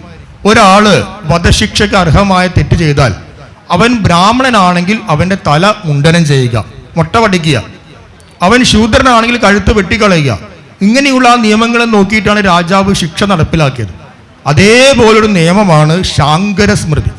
നമ്മുടെ കേരളത്തിലെ നാട്ടുരാജാക്കന്മാർ ശാങ്കര സ്മൃതി എന്ന് പറയുന്ന സ്മൃതി ഗ്രന്ഥത്തെ ആധാരമാക്കിയാണ് രാജ്യം ഭരിച്ചിരുന്നത്. ആ ഗ്രന്ഥത്തിൽ പറയുന്നു, ഇഴവരാതി പിന്നോക്കക്കാർക്ക് എന്തിനധികാരമില്ല? പൊതുജലാശയത്തിൽ കുളിക്കാൻ അധികാരമില്ല. പകലന്തിയോളം ജോലിയെടുത്ത് വേർത്ത് കുളിച്ചു വരുന്ന ആൾക്ക് കുളിക്കാൻ പാടില്ല. അങ്ങനെ മനുഷ്യനായി ജീവിക്കുവാനുള്ള സകല അധികാരങ്ങളും അവകാശങ്ങളും നഷ്ടപ്പെട്ട് ഒരു ജനത ബുദ്ധിമുട്ടുമ്പോൾ, പീഡിപ്പിക്കപ്പെടുമ്പോൾ ആ സമൂഹ മനസ്സിൽ നിന്ന് ഉയർന്നു വന്നൊരു വിളി, ആ വിളിയുടെ ഫലമായി അവിടെ ഒരു ഈശ്വരീയ ശരീരം സൃഷ്ടമാകുകയാണ്. അവരെ ആ ദുഃഖത്തിൽ നിന്നും ഈ ദുരിതത്തിൽ നിന്നും മോചിപ്പിക്കുവാൻ വേണ്ടി. അതുകൊണ്ട് സമഷ്ടി പ്രാരബ്ധത്താലാണ് മഹത്തുക്കളുടെ അവതാര പുരുഷന്മാരുടെ ശരീരം സൃഷ്ടമാകുന്നത്. അത് ഈശ്വര ശരീരം തന്നെയാണ്. അതുകൊണ്ട് അവർ കേവലമായ മനുഷ്യന്റെ തലത്തിൽ നിന്ന് മാത്രം അവരെ നമ്മൾ നോക്കിക്കാണരുത്. അപ്പൊ നമ്മൾ ഇത്രയും പറഞ്ഞത് ഗുരുവിന്റെ ശിഷ്യഗണങ്ങൾ ഗുരുദേവ തൃപ്പാദങ്ങളെ ഒന്നടങ്കം തന്നെ പരമദൈവമായിട്ട് കണ്ടു. ഗുരുദേവ കൃതികളിലെ ചില ശ്ലോകങ്ങളെ ആധാരമാക്കി വിചാരം ചെയ്താലും ഗുരുവിന്റെ സ്വരൂപം അത് ഈശ്വരീയമാണെന്ന് അറിയാൻ സാധിക്കും. ഇനി ആ കാലത്തുള്ള ലോകമെമ്പാടുമുള്ള സാംസ്കാരിക നായകർ എത്ര പേർ ഗുരുവിനെ കാണുവാൻ വേണ്ടി ശിവഗിരിയിൽ വന്നു? നമുക്ക് എല്ലാവർക്കും അറിയുന്ന സന്ദർഭമാണ്. ലോകം കണ്ട ഏറ്റവും വലിയ മഹാകവികളിൽ ഒന്നായിരുന്ന രവീന്ദ്രനാഥ ടാഗോർ ഗുരുവിനെ കാണാൻ വന്നു. ടാഗോർ ആരാണ്? നിസ്സാരക്കാരനാണ്. ലോകത്തിന്റെ തന്നെ സാംസ്കാരിക തലസ്ഥാനം ഇന്നൊരിക്കൽ അറിയപ്പെട്ട ബംഗാളിൽ ജനിച്ചയാളാണ്. ആ ബംഗാളിലെ വലിയ വലിയ പ്രസ്ഥാനങ്ങൾ, ആത്മീയ പ്രസ്ഥാനങ്ങൾ, സാംസ്കാരിക പ്രസ്ഥാനങ്ങൾ, വലിയ വലിയ സാംസ്കാരിക നായകന്മാർ, സന്യാസി വര്യന്മാർ, അതിനെയെല്ലാം നേരിട്ട് നോക്കിക്കണ്ട ആളാണ്. രമണ മഹർഷിയുടെ കൂടെ കുറെ കാലം സഹവസിച്ച വ്യക്തിയാണ്. ഈ ലോകത്തിന്റെ മൊത്തം ആത്മീയ പൾസും അറിയുന്ന വ്യക്തിത്വമാണ് ടാഗോറിൻ്റെത്. ആ ടാഗോറല്ലേ സാക്ഷ്യപ്പെടുത്തിയത്, ഞാൻ ലോകം മുഴുവനും സഞ്ചരിച്ചിട്ടും ഗുരുദേവ തൃപ്പാദങ്ങൾക്ക് തുല്യമായ ആരെയും കണ്ടില്ല. ഇതല്ലേ ഏറ്റവും വലിയ പ്രമാണം. ഇനി അന്ന് ടാഗോറിന്റെ കൂടെ മറ്റൊരാളും കൂടി ശിവഗിരിയിൽ വന്ന് ഗുരുവിനെ കണ്ടിരുന്നു. ആരാണ്? ടാഗോറിന്റെ ശിഷ്യനും പ്രൈവറ്റ് സെക്രട്ടറിയുമായ CF ആൻഡ്രൂസ്. ക്രിസ്ത്യൻ മിഷണറി സഭകൾ ഭാരതത്തിൽ സുവിശേഷ വേലയ്ക്ക് വേണ്ടി അയച്ചൊരു വ്യക്തിയായിരുന്നു ആൻഡ്രൂസ്. ഭാരതത്തിൽ വന്നു, ഭാരതത്തിന്റെ മഹിതമായ ദർശനത്തെ കണ്ട് ഒരു ഭാരതീയ ആത്മീയവാദിയായി തീർന്ന് ടാഗോറിന്റെ ശിഷ്യത്വം സ്വീകരിച്ചു. പിന്നെ ദീനബന്ധു ആൻഡ്രൂസ് എന്നറിയപ്പെടാൻ തുടങ്ങി. ആ ആൻഡ്രൂസ്, വിശ്വവിഖ്യാതനായ ആൻഡ്രൂസ് ഗുരുവിനെ നേരിട്ട് കണ്ട സമയത്ത് എന്തു പറഞ്ഞു? ദൈവം മനുഷ്യരൂപത്തിൽ അവതരിച്ചിരിക്കുന്നു. അത് തിരുവിതാംകൂറിൽ വാണരുളുന്ന ശ്രീനാരായണ ഗുരുദേവ തൃപ്പാദങ്ങളല്ലാതെ മറ്റാരുമല്ല എന്ന് പ്രസ്താവിച്ചിരിക്കുന്നു. അങ്ങനെ ഗുരുവിന്റെ ശിഷ്യന്മാരുടെ അഭിപ്രായം ഗുരുവിന്റെ കൃതികളിലൂടെ നാം കടന്നു ചെല്ലുമ്പോൾ, അതുപോലെ തന്നെ ലോകമെമ്പാടും ഉണ്ടായിരുന്ന അന്നത്തെ ഗാന്ധിജിയെ പോലെ, ടാഗോറിനെ പോലെ, ആൻഡ്രൂസിനെ പോലെയുള്ള സാംസ്കാരിക നായകന്മാർ അവരെല്ലാം ഒന്നടങ്കം തന്നെ ഗുരുദേവ തൃപ്പാദങ്ങൾ അവതാര പുരുഷനാണ്, ഈശ്വരീയ സ്വരൂപമാണ് എന്ന് ഒരുപോലെ സാക്ഷ്യപ്പെടുത്തിയിട്ടുണ്ട്. ഇനി ഗുരുവിന്റെ ജീവിതത്തിലെ ചില സംഭവങ്ങൾ, ആ ജീവിതത്തിലെ ഏതാനും ചില സംഭവങ്ങളെ നമ്മൾ ഒന്ന് മനനം ചെയ്യാൻ ആഗ്രഹിക്കാം. ആദ്യമേ പറയട്ടെ, ഗുരുദേവ തൃപ്പാദങ്ങൾ ഒരിക്കലും സിദ്ധികളെ പ്രോത്സാഹിപ്പിച്ചിരുന്നില്ല. അങ്ങനെയുള്ള ഒരു എക്സ്ട്രീമായ ആത്മീയതയെ ഒരിക്കലും ഗുരുദേവൻ പ്രോത്സാഹിപ്പിച്ചിരുന്നില്ല. എങ്കിൽ കൂടിയും അവിടുത്തെ ഈശ്വരീയ മഹിമയെ മനസ്സിലാക്കുവാൻ വേണ്ടി ചില സന്ദർഭങ്ങളിൽ നമ്മളോട് ചർച്ച ചെയ്യാം. ദൈവദശകത്തിലൊരു വരിയുണ്ട്, മായയും നിൻ മഹിമയും നീയും എന്നുള്ളിലാകണം. അവിടെ മഹിമ എന്ന് പറയുന്ന വാക്കിൻ്റെ അർത്ഥം ഈശ്വരനിൽ 8 സിദ്ധികൾ, 8 ഗുണങ്ങൾ ഉണ്ടെന്ന് പറയുന്നു. അണിമ, മഹിമ, ലഘിമ, ഗരിമ, ഈശിത്വം, വശിത്വം, പ്രാകാശ്യം, പ്രാപ്തി. ഇവയാണ് 8 സിദ്ധികൾ. അത് ഈശ്വരീയമായ 8 സിദ്ധികളാണ്. ആ 8 സിദ്ധികളെയും കുറിക്കുവാൻ വേണ്ടിയിട്ടാണ് ആ 8നെയും പറയാതെ മഹിമ എന്ന് പറഞ്ഞിരിക്കുന്നത്. അപ്പം മഹിമ എന്ന് പറയുമ്പോൾ നമ്മൾ ഓർക്കണം, ഈ 8 സിദ്ധികളും അതിൽ പെട്ടു. ആരാണോ ഈശ്വരന്റെ അവതാരമായിട്ടുള്ളത് അവയിലും ഈ അഷ്ട ഐശ്വര്യ സിദ്ധികൾ കാണാൻ കഴിയും. ഇപ്പൊ ഗുരുവിന്റെ ജീവിതത്തെ നമ്മൾ നിരീക്ഷിക്കുകയാണെങ്കിൽ, പഴമ്പള്ളി അച്യുതൻ എന്ന് പറയുന്ന ഗുരുദേവ ശിഷ്യനുണ്ടായിരുന്നു. വലിയ സാഹിത്യകാരനാണ്. അദ്ദേഹം പണ്ട് ആലുവ അദ്വൈതാശ്രമത്തിൽ അന്തേവാസിയായിരുന്നു. അപ്പം ആ കാലത്തെ സംഭവ വികാസങ്ങളെല്ലാം ചേർത്ത് ഇണക്കിക്കൊണ്ട് ശ്രീനാരായണ സ്മരണകൾ എന്ന പേരിൽ ഒരു ഗ്രന്ഥം എഴുതിയിട്ടുണ്ട്. അതിൽ അദ്ദേഹം പറയുന്നു, ഗുരുവിന് ഏറ്റവും ഇഷ്ടപ്പെട്ട ഒരു കാര്യമായിരുന്നു അദ്വൈതാശ്രമത്തിൽ വന്നു കഴിഞ്ഞാൽ ആശ്രമത്തിൻ്റെ തീരത്തൊരു പർണശാല ഉണ്ടായിരുന്നു. ഈ അടുത്ത കാലം വരെ ഉണ്ടായിരുന്നു, ഇപ്പോഴില്ല. ആ പർണശാലയിൽ ഇരുന്ന് ഒഴുകിക്കൊണ്ടിരിക്കുന്ന പെരിയാർ നദിയെ ദീർഘനേരം ഗുരുദേവൻ നോക്കി നിൽക്കുമായിരുന്നു. നോക്കി നിന്ന് ധ്യാനം ചെയ്യുമായിരുന്നു. ആലുവയുടെ അടുത്ത് തന്നെ ഒരു 4 കിലോമീറ്റർ അപ്പുറത്തായിട്ട് തോട്ടുമുഖം എന്ന് പറയുന്ന സ്ഥലമുണ്ട്. ആ തോട്ടുമുഖത്തിൽ ശ്രീനാരായണഗിരി എന്ന് പറയുന്ന വലിയ കുന്നുണ്ട്. ആ കുന്നിൻ്റെ മുകളിൽ ഗുരുദേവൻ പോകുമായിരുന്നു. കുന്നിൻ്റെ മുകളിൽ പോയിട്ട്, നല്ല മനോഹരമായ കുന്നാണ്, നമുക്ക് ആലുവ ടൗൺ മുഴുവൻ കാണാൻ കഴിയും, അങ്ങ് ദൂരെ സഹ്യാദ്രിയും കാണാൻ കഴിയും. ആ കുന്നിൻ്റെ മുകളിൽ പോയിരുന്ന് ദൂരെ ഒഴുകുന്ന പെരിയാറിനെ മണിക്കൂറുകളോളം നോക്കി നിൽക്കുമായിരുന്നു എന്ന് കുറ്റിപ്പുഴ കൃഷ്ണപിള്ള എന്ന് പറയുന്നൊരു സാഹിത്യകാരൻ എഴുതിയിട്ടുണ്ടായിരുന്നു. ഇന്ന് ആ തോട്ടുമുഖത്ത് ആ നാരായണഗിരിയിൽ ഗുരുദേവൻ ഇരുന്ന് ധ്യാനം ചെയ്ത ആ സ്ഥലത്ത് അതിമനോഹരമായ ഒരു ഗുരുധ്യാന മണ്ഡപം പണിയുന്നുണ്ട്. അതിൻ്റെ പണി സമാരംഭം കുറിച്ചിട്ടുണ്ട് എന്നുകൂടി അറിയിക്കുന്നു. അങ്ങനെ ഈ പെരിയാറിനെ നോക്കി ധ്യാനം ചെയ്യുന്നത് ഗുരുവിൻ്റെ ശീലമായിരുന്നു. ഉച്ചയായി കഴിഞ്ഞാൽ ആശ്രമ അന്തേവാസികൾ വന്ന് ഗുരുവിന് ഭക്ഷണം കൊടുക്കുമായിരുന്നു. ഒരിക്കലും ഉച്ച സമയത്ത് വന്ന സമയത്ത് പർണശാലയിൽ ഗുരുവിനെ കാണുന്നില്ല. ഈ സമയത്ത് ആലുവ റെയിൽവേ സ്റ്റേഷൻ്റെ അടുത്ത് ഒരു റെയിൽവേ കോളനിയിൽ ശാസ്ത്രി എന്ന് പറയുന്ന ഒരു ഗുരുദേവ ശിഷ്യനുണ്ടായിരുന്നു. അദ്ദേഹം ഗുരുവിൻ്റെ വലിയ ഭക്തനായിരുന്നു, ശാസ്ത്രി സാർ. അദ്ദേഹം നടന്നു വരുന്ന സമയത്ത് ഒരു ബംഗ്ലാവ്, വലിയൊരു ബംഗ്ലാവ് കണ്ടു. ആ ബംഗ്ലാവിൻ്റെ ഒരു മുറിയിൽ ഗുരു ഇരിക്കുന്നതായിട്ട് കണ്ടു. സാധാരണഗതിയിൽ അന്ന് റെയിൽവേ ഉദ്യോഗസ്ഥന്മാരൊക്കെ ബ്രിട്ടീഷുകാരാണ്, അവർക്ക് താമസിക്കാൻ വലിയ വലിയ ബംഗ്ലാവുകളുണ്ട്. ഗുരുദേവ തൃപ്പാദങ്ങൾ ആലുവയിൽ ഉണ്ടെന്ന് അറിഞ്ഞു കഴിഞ്ഞാൽ അവർ ഗുരുവിനെ ക്ഷണിക്കുകയും ഗുരുവിന് അന്നഭോജനാദി ദക്ഷിണാദികൾ കൊടുക്കുകയും ചെയ്യുമായിരുന്നു. അങ്ങനെ ആയിരിക്കുമെന്ന് കരുതി ആരെങ്കിലും വന്നിട്ടുണ്ടാകും, ഗുരുവിനെ ക്ഷണിച്ചതായിരിക്കുമെന്ന് കരുതി അദ്ദേഹം. പക്ഷെ നോക്കുന്ന സമയത്ത് ആ കെട്ടിടത്തിൻ്റെ പ്രവേശന കവാടം, അതായത് വാതിൽ, അത് താഴിട്ട് പൂട്ടിയിരുന്നു. പിന്നെ എങ്ങനെയാണ് ഗുരുദേവ തൃപ്പാദങ്ങൾ ഉള്ളിൽ കയറിയത് എന്നൊരു സംശയം വന്നു.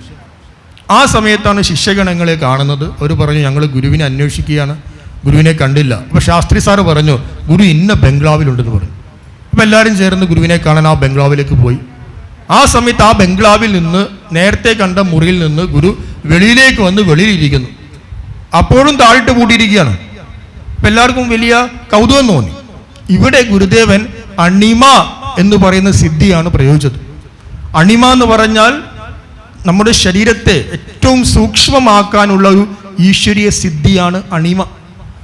വരദൂർ കാണിയിൽ കുഞ്ഞിക്കണ്ണൻ എന്ന് പറയുന്ന വലിയ മഹാനായ ഒരു ഗുരുദേവ ഗൃഹസ്ഥ ശിഷ്യനുണ്ടായിരുന്നു. മലബാറിലേക്ക് ആദ്യമായിട്ട് ഗുരുവിനെ ക്ഷണിച്ചത് അദ്ദേഹമാണ്. തെക്കൻ കേരളത്തിൽ ഗുരുവിൻ്റെ വലിയ ലോകസംഗ്രഹ കർമ്മങ്ങൾ, ജാതിഭേദം കൂടാതെ എല്ലാവർക്കും വേണ്ടി, എല്ലാവർക്കും ആരാധിക്കുവാൻ വേണ്ടി ആരാധനാ കേന്ദ്രങ്ങൾ, തീർത്ഥ കേന്ദ്രങ്ങൾ, ക്ഷേത്രങ്ങളെല്ലാം സംസ്ഥാപനം ചെയ്യുന്നു. മലബാറിലും അതുണ്ടാകണമെന്ന് കരുതി മലബാറിലേക്ക് ആദ്യമായിട്ട് ഗുരുവിനെ കൊണ്ടുവന്ന് തലശ്ശേരിയിൽ പ്രതിഷ്ഠ നടത്തിയതിന് നിമിത്തമായി തീരുന്നത് വരദൂർ കാണിയിൽ കുഞ്ഞിക്കണ്ണനാണ്. ആ സമയത്ത് മലബാറിലെ മറ്റൊരു വലിയ സംഘടനാ പ്രവർത്തകനായിരുന്നു രാരിച്ചൻ മൂപ്പര്. രാരിച്ചൻ മൂപ്പര് ദീർഘകാലം കോഴിക്കോട് ശ്രീകണ്ഠേശ്വര ക്ഷേത്രയോഗത്തിൻ്റെ പ്രസിഡന്റായിരുന്നു. അപ്പോൾ രാരിച്ചൻ മൂപ്പര് ഒരിക്കൽ ഗുരുവിനെ കോഴിക്കോട് നഗരത്തിലും ഒരു ക്ഷേത്രം പ്രതിഷ്ഠിക്കണമെന്ന് കരുതി അദ്ദേഹത്തിൻ്റെ പ്രവർത്തന ഫലമായിട്ട് കോഴിക്കോട് ശ്രീകണ്ഠേശ്വര ക്ഷേത്രം ഗുരുദേവൻ പ്രതിഷ്ഠിച്ചു. ശ്രീകണ്ഠേശ്വര ക്ഷേത്ര പ്രതിഷ്ഠ എന്ന് പറയുന്നത് കോഴിക്കോടിൻ്റെ ഒരു സാംസ്കാരിക ചരിത്രത്തിലെ വലിയ ഒരു മുന്നേറ്റമായിരുന്നു. എഴുതപ്പെട്ട അധ്യായമാണ്. പഴയ കാലത്തൊരു നല്ലീശ്വര മാസികയുണ്ട്. ആ നല്ലീശ്വര മാസികയിൽ പറയുന്നു, ശ്രീകണ്ഠേശ്വര ക്ഷേത്ര പ്രതിഷ്ഠാ വേളയിൽ ഏതാണ്ട് 50,000-ൽ പരം ഗുരുഭക്തരാണ് ആ ക്ഷേത്രത്തിൻ്റെ ചുറ്റും തടിച്ചുകൂടിയത്. സാമൂതിരി രാജാവിൻ്റെ ഭരണകാലത്ത് പോലും ഇത്രയ്ക്കും അധികം ആൾക്കൂട്ടം ഒരാളെ കാണുവാൻ വേണ്ടി വന്നതായിട്ട് രേഖപ്പെടുത്തിയില്ല എന്ന് ആ പഴയ മാസികയിൽ പറയുന്നു. ഇന്നും അതിൻ്റെ പ്രിന്റ് ലഭ്യമാണ്. അപ്പം ഞാൻ പറഞ്ഞു വന്നത്, ഗുരുദേവനെ പ്രതിഷ്ഠിക്കാൻ വേണ്ടി ക്ഷണിച്ചു സംഘാടകർ. ഗുരുദേവൻ വിശ്രമിച്ചിരുന്നത് രാരിച്ചൻ മൂപ്പരുടെ വീട്ടിലാണ്. രാരിച്ചൻ മൂപ്പരുടെ വീടിൻ്റെ പേരാണ് കല്ലിങ്കൽ മഠം. നമ്മൾ ഇടയ്ക്ക് പോയിട്ട് അവിടെ ക്ലാസ് കൊടുക്കാറൊക്കെ ഉണ്ട്. കോഴിക്കോട് റെയിൽവേ സ്റ്റേഷൻ്റെ അടുത്ത് തന്നെയാണ് കല്ലിങ്കൽ മഠം. ആ കല്ലിങ്കൽ മഠത്തിൽ നിന്ന് 4-5 കിലോമീറ്റർ ദൂരെയാണ് ശ്രീകണ്ഠേശ്വര ക്ഷേത്രം. കല്ലിങ്കൽ മഠത്തിൽ ഗുരുദേവൻ വിശ്രമിക്കുന്നു. പ്രഭാത സമയമായി, മുഹൂർത്തത്തിൻ്റെ സമയമായി. ഗുരുവിന് മഠത്തിൽ നിന്നും അമ്പലത്തിലേക്ക് എത്തിച്ചേരണം. പക്ഷെ ഒരു നിലയ്ക്കും എത്തിച്ചേരാൻ കഴിയില്ല. കാരണം അത്രയ്ക്കും ജനസഞ്ചയമാണ്, പുരുഷാരമാണ്. എത്ര പ്രയത്നിച്ചാലും ഒരു 3-4 മണിക്കൂറെങ്കിലും ഇന്നത്തെ കണക്ക് നോക്കിയാൽ കാൽനടയായിട്ട് സമയം വേണ്ടി വരും.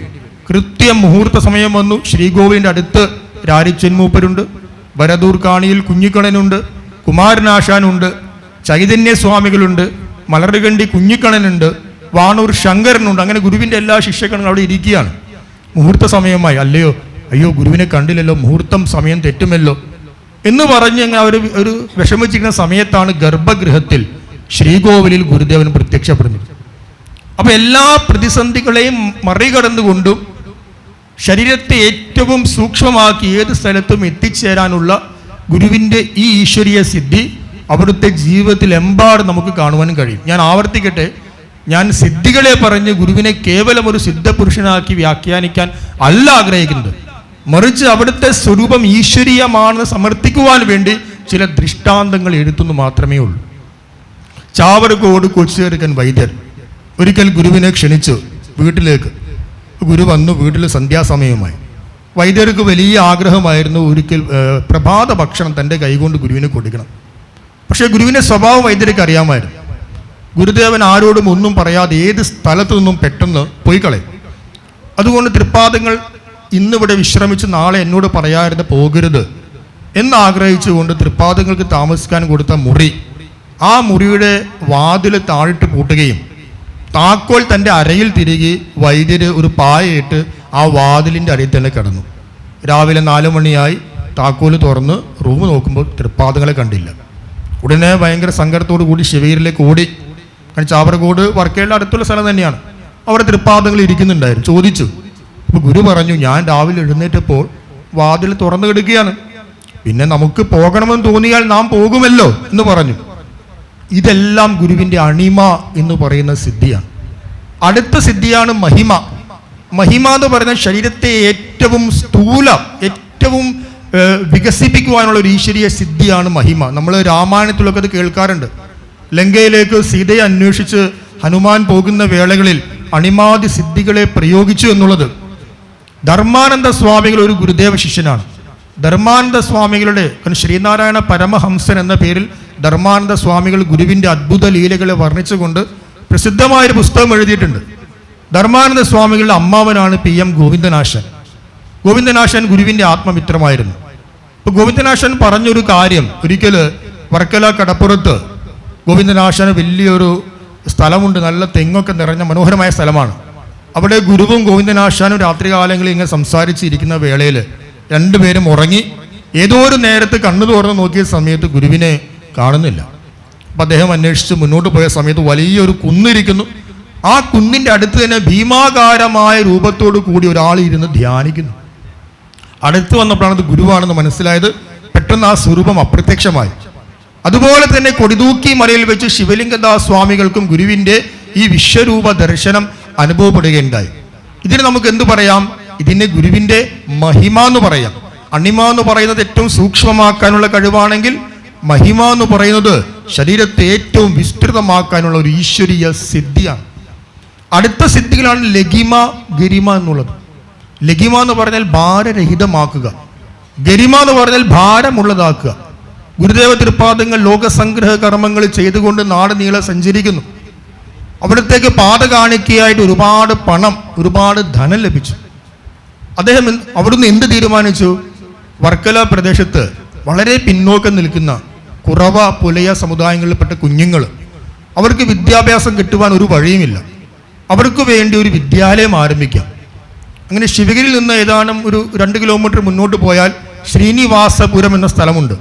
ഇന്ന് നമ്മുടെ ഗുരുകുലം നിൽക്കുന്ന നടരാജഗുരു സ്വാമികൾ സ്ഥാപിച്ച ഗുരുകുലം നിൽക്കുന്ന സ്ഥലം, അതിന് മുമ്പിലാണ് ശിവഗിരി ഹൈസ്കൂൾ എന്നുള്ളത്. അത് അന്ന് ഗുരുദേവ തൃപ്പാദങ്ങൾ സ്ഥാപിച്ചതാണ്. അപ്പോൾ തൃപ്പാദങ്ങൾ അവിടെ സ്കൂളിൻ്റെ പണി ആരംഭിച്ചു. രാവിലെ എഴുന്നേറ്റ് സ്കൂളിലേക്ക് പോയിട്ട് പണികളൊക്കെ എത്രമാത്രമായെന്ന് വിലയിരുത്തുന്നു, തിരിച്ചു വരുന്നു. ഒരിക്കൽ സ്കൂളിൽ പോയി തിരിച്ചു വരുന്ന സമയത്ത് ഗുരുവിൻ്റെ കാല് ഒരു കല്ലിൽ വെച്ചുറ്റി. അപ്പോൾ കല്ലിൽ വെച്ചുറ്റിയപ്പോൾ ഈ കാഴ്ച സമീപത്തിരുന്ന അയ്യൻ കേശവൻ എന്നറിയപ്പെടുന്ന വലിയൊരു ഈഴോ പ്രമാണി, ഒരു വലിയൊരു വ്യാപാരിയാണ് അദ്ദേഹം. അദ്ദേഹം കണ്ടു ഗുരുവിൻ്റെ അനുഗ്രഹം കൊണ്ട് ഒരുപാട് ഐശ്വര്യം സിദ്ധിച്ചൊരു കുടുംബമാണ് കേശവൻ്റെത്.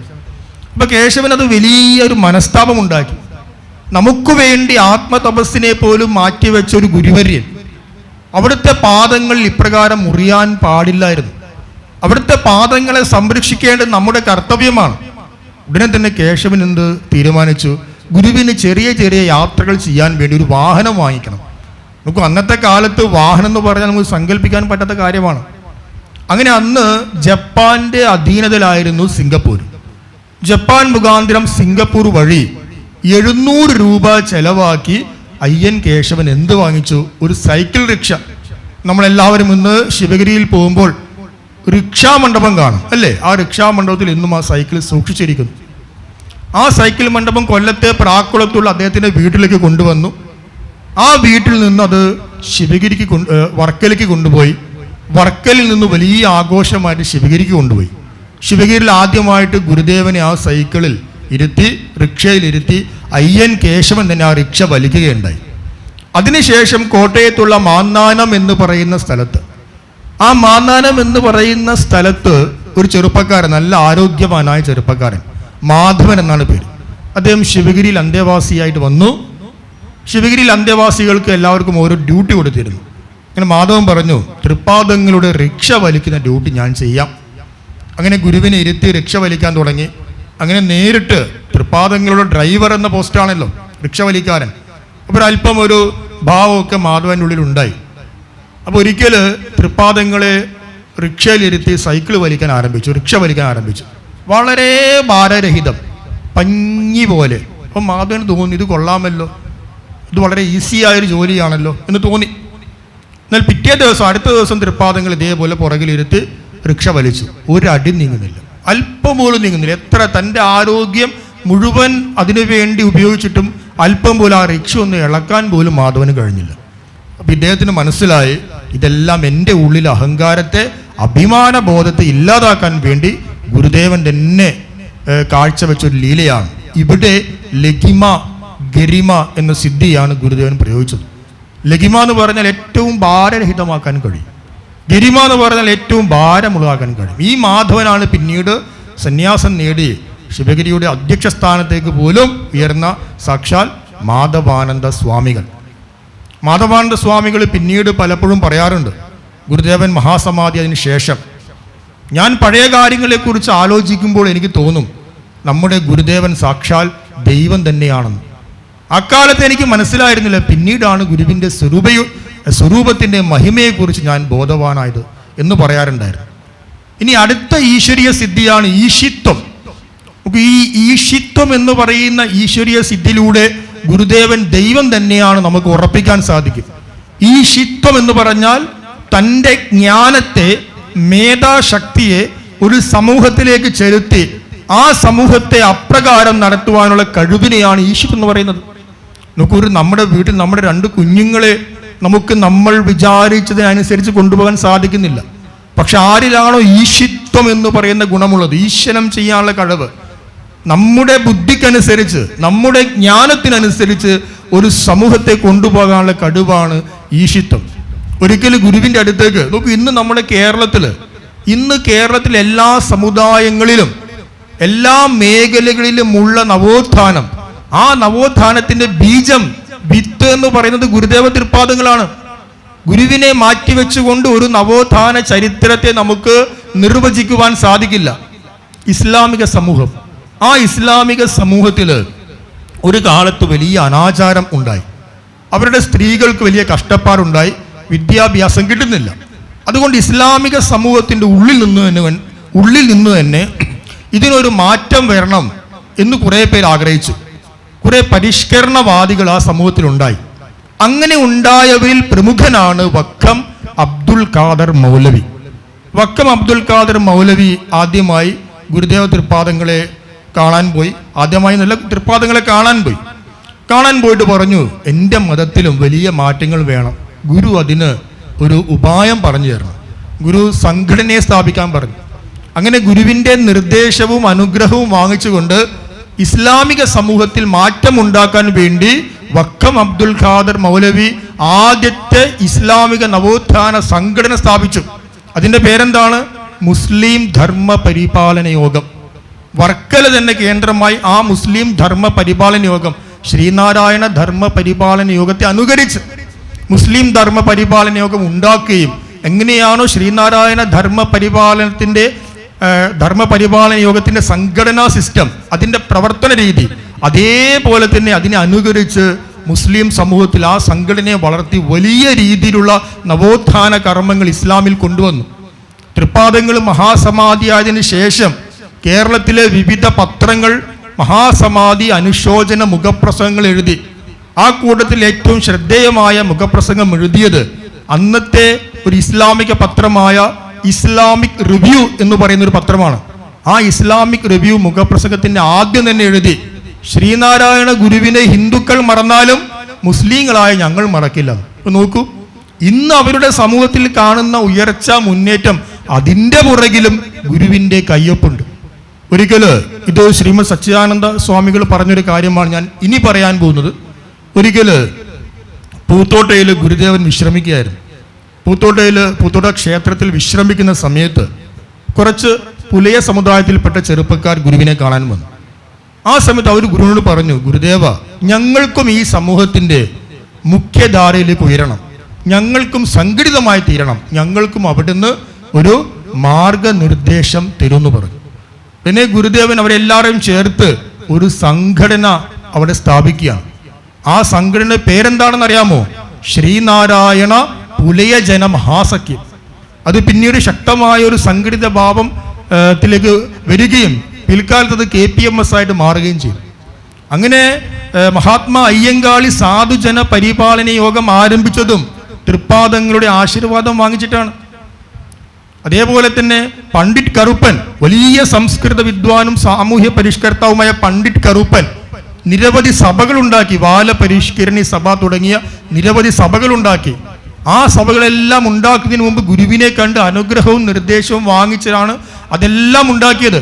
പണ്ഡിറ്റ് കറുപ്പന്റെ കൂടെ പണ്ഡിറ്റ് കറുപ്പന്റെ തോളോട് തോൾ ചേർന്ന് പ്രവർത്തിച്ച സംഗീതസ്വാമി ആലപ്പുഴയിലെ ഒരു ധീവര സമുദായത്തിൽ നിന്ന് ജനിച്ച വ്യക്തിയാണ്. ആ സമുദായത്തിൻ്റെ ഇടയിൽ വലിയ രീതിയിൽ നവോത്ഥാന കർമ്മങ്ങൾ കൊണ്ടുവന്നു. ഗുരുവിനെ ഇടയ്ക്കിടയ്ക്ക് പോയിട്ട് കാണുമായിരുന്നു. ഒടുവിൽ ഗുരുവിൽ നിന്ന് സന്യാസ ദീക്ഷ എടുത്തു. ആ സംഗീതസ്വാമിയാണ് പിൽക്കാലത്ത് ആരായിട്ട് മാറിയത്? സുഗുണാനന്ദ ഗിരിസ്വാമികളായിട്ട് മാറിയത്.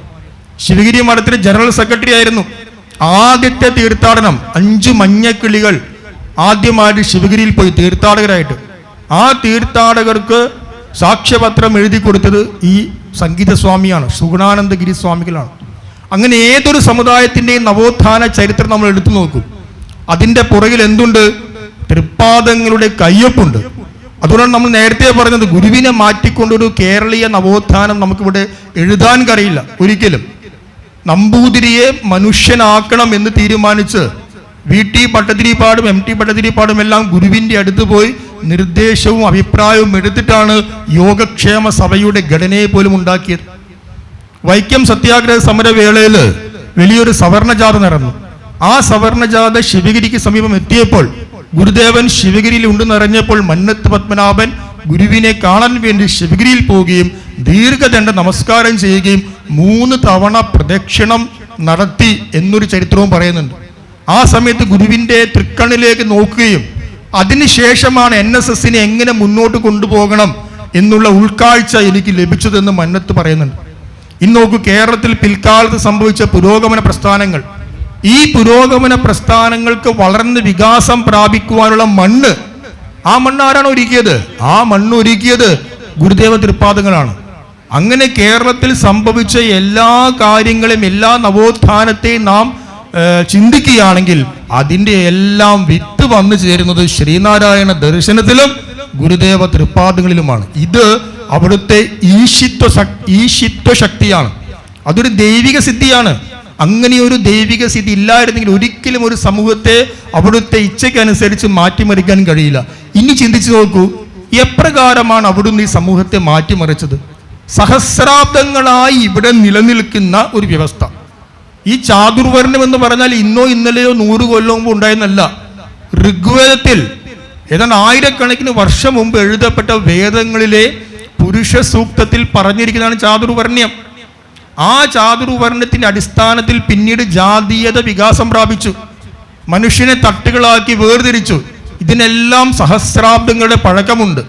അങ്ങനെ സഹസ്രാബ്ദങ്ങളായി രൂഢമൂലമായി തീരുന്ന ഒരു വ്യവസ്ഥിതി, ആ വ്യവസ്ഥിതിയെ അല്പം പോലും ചോര ചിന്താതെ, ഒരു തുള്ളി ചോര ചിന്താതെ ഒരാൾക്ക് മാറ്റിമറിക്കാൻ കഴിയണമെങ്കിലും നമ്മൾ എന്തിനാ അധികം പറയണം? നമ്മളൊരു പ്രസ്ഥാനത്തിന്റെ അമരക്കാരൻ എന്ന് കരുതുക. ആ പ്രസ്ഥാനത്തിൽ ഇത്രയും കാലം ഒരു 4-5 വർഷമായി നിലനിന്നിരുന്നൊരു വ്യവസ്ഥിതി, അതിനെ ഒന്ന് മാറ്റാൻ പോലും നമുക്ക് എത്രമാത്രം ഊർജം ആവശ്യമാണ്, എത്രമാത്രം പ്രയത്നം ആവശ്യമാണ്. നമ്മൾ ആഗ്രഹിക്കുകയാണ്, ഞാൻ ഇന്നു മുതൽ ഈ പ്രസ്ഥാനത്തിന് അമരക്കാരനാണ്, കഴിഞ്ഞ 5-6 വർഷം ഈ പ്രസ്ഥാനത്തിൽ ഇന്ന ദോഷങ്ങൾ സംഭവിച്ചു, ഞാൻ അതിനെ മാറ്റിയെടുക്കും. അതിനെ മാറ്റാൻ പരിശ്രമിച്ചാൽ നമുക്കറിയാം എത്രമാത്രം എതിർപ്പ് വരുന്നുണ്ടെന്ന്. സാധിക്കില്ല. അങ്ങനെയാണെങ്കിൽ സഹസ്രാബ്ദങ്ങളായി രൂഢമൂലമായി തീരുന്ന ഈ വ്യവസ്ഥിതിയെ ഇவ்விധം ശാന്തമായി അപ്പാടെ മാറ്റിമറിച്ചു. ഒരാൾക്ക് പോലും ഗുരുവിന്റെ മുമ്പിൽ വന്ന് ഗുരുദേവ അങ്ങ് ചെയ്യുന്നത് ശരിയല്ല എന്ന് പറയാൻ, സൈദ്ധാന്തികമായി തെറ്റാണ് എന്ന് പറയാനുള്ള ഗഡ്സില്ലായിരുന്നു. ശങ്കരാചാര്യ സ്വാമികള് ആചാര്യസ്വാമികളുടെ മുമ്പിൽ 100 കണക്കിന് സംവാദകർ വന്നിരുന്നു. ശങ്കരാചാര്യ സ്വാമികൾ വലിയൊരു ദർശനം ഇവിടെ അവതരിപ്പിച്ചു.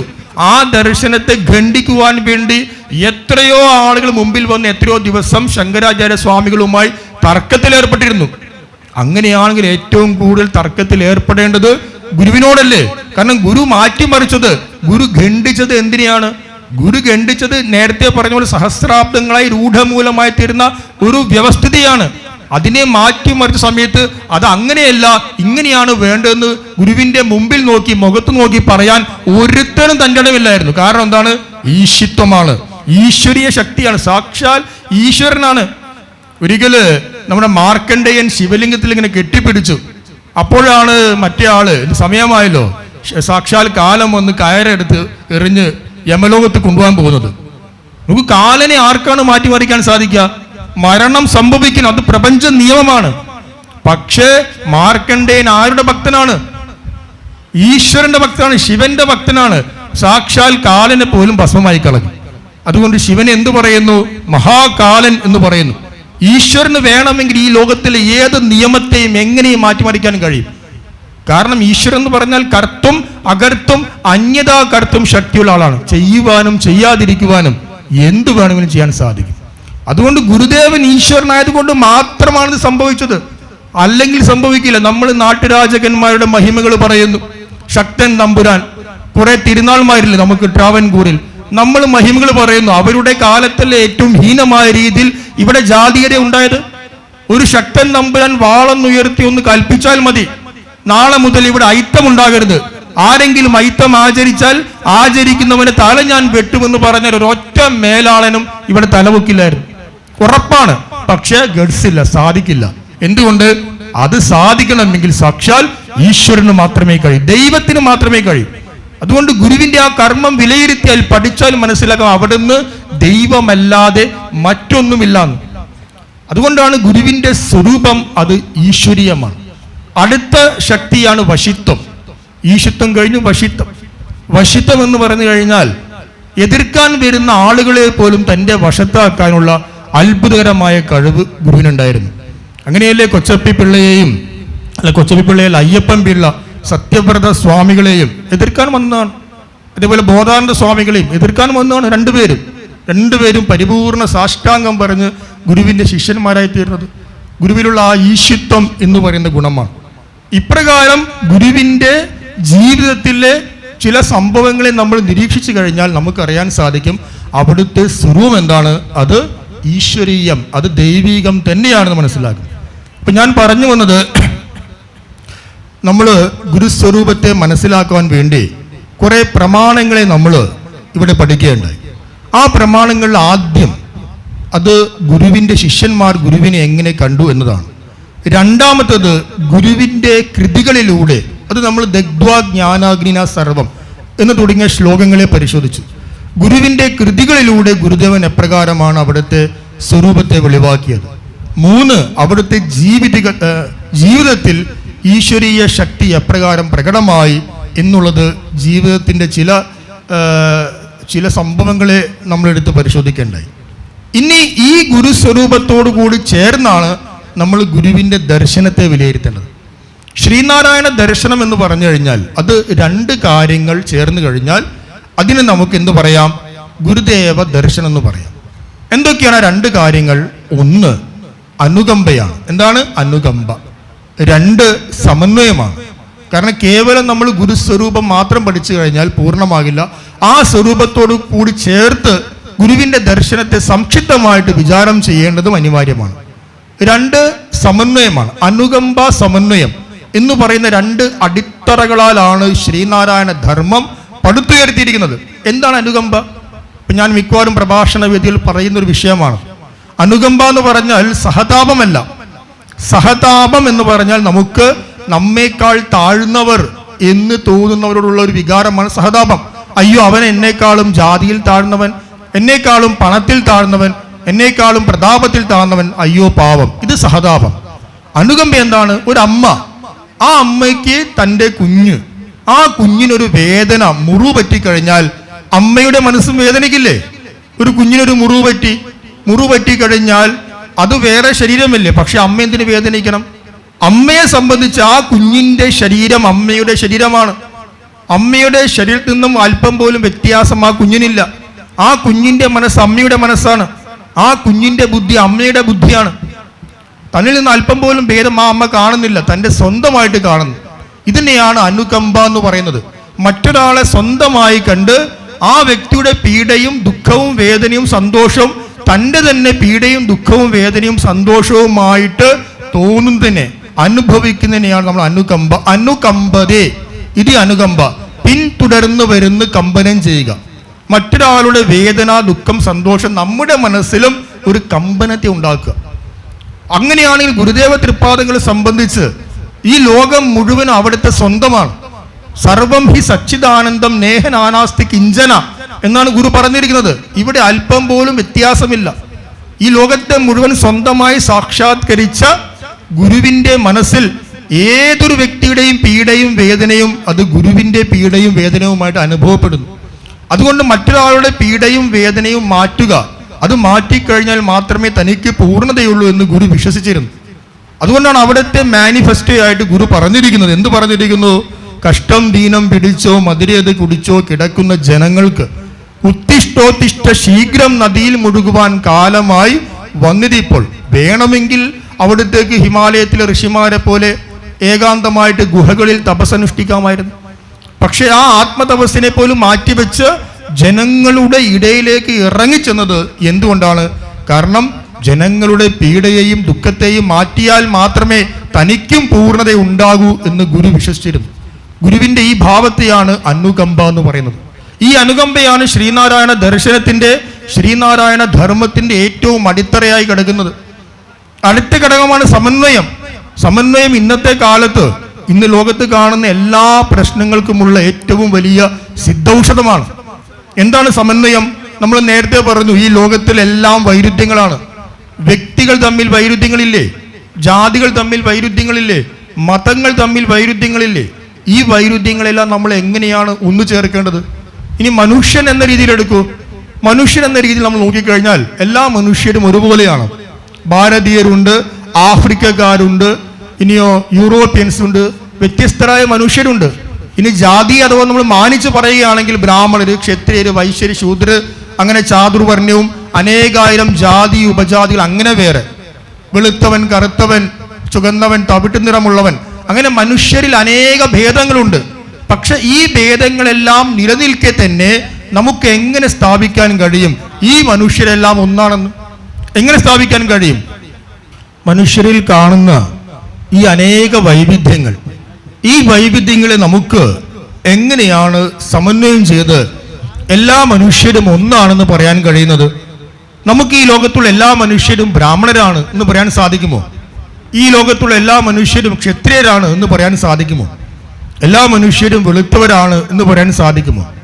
പക്ഷേ മനുഷ്യത്വം എന്ന ദൃഷ്ടിയിൽ ഈ ലോകത്തുള്ള എല്ലാ മനുഷ്യരും ഒന്നാണെന്ന് പറയാൻ സാധിക്കും. മനുഷ്യത്വം എന്ന് പറഞ്ഞാൽ മനുഷ്യന്റെ ഭാവമാണ്. മനുഷ്യൻ ഒരു ജീവിവർഗമാണ്. ഒരു ജീവിവർഗം എന്ന രീതിയിൽ ഈ ലോകത്തുള്ള എല്ലാ മനുഷ്യരും ഒന്നാണെന്ന് ഗുരുദേവ തൃപ്പാദങ്ങൾ പറയുന്നു. എവിടെ പറയുന്നു?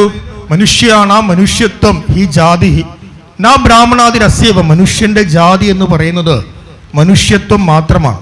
അപ്പൊ നമുക്ക് മനുഷ്യത്വം എന്ന നിലയിൽ ഈ ലോകത്തെ മുഴുവനും എല്ലാ മനുഷ്യരെയും ഒന്നായിട്ട് ഗുരു കാണുന്നു. ഇതിനെന്ത് പറയാം? ഇതിനെ ഗുരുവിന്റെ ഏകജാതി ദർശനം എന്ന് പറയാം. അടുത്തതാണ് ഏക മത ദർശനം. ഇന്ന് ഈ ലോകത്തിൽ വിവിധ മതങ്ങളുണ്ട്. ഈ മതങ്ങളെല്ലാം തമ്മിൽ സംഘർഷങ്ങളും കലഹങ്ങളുമുണ്ട്. എന്താണ് ഇതിന്റെ കാരണം?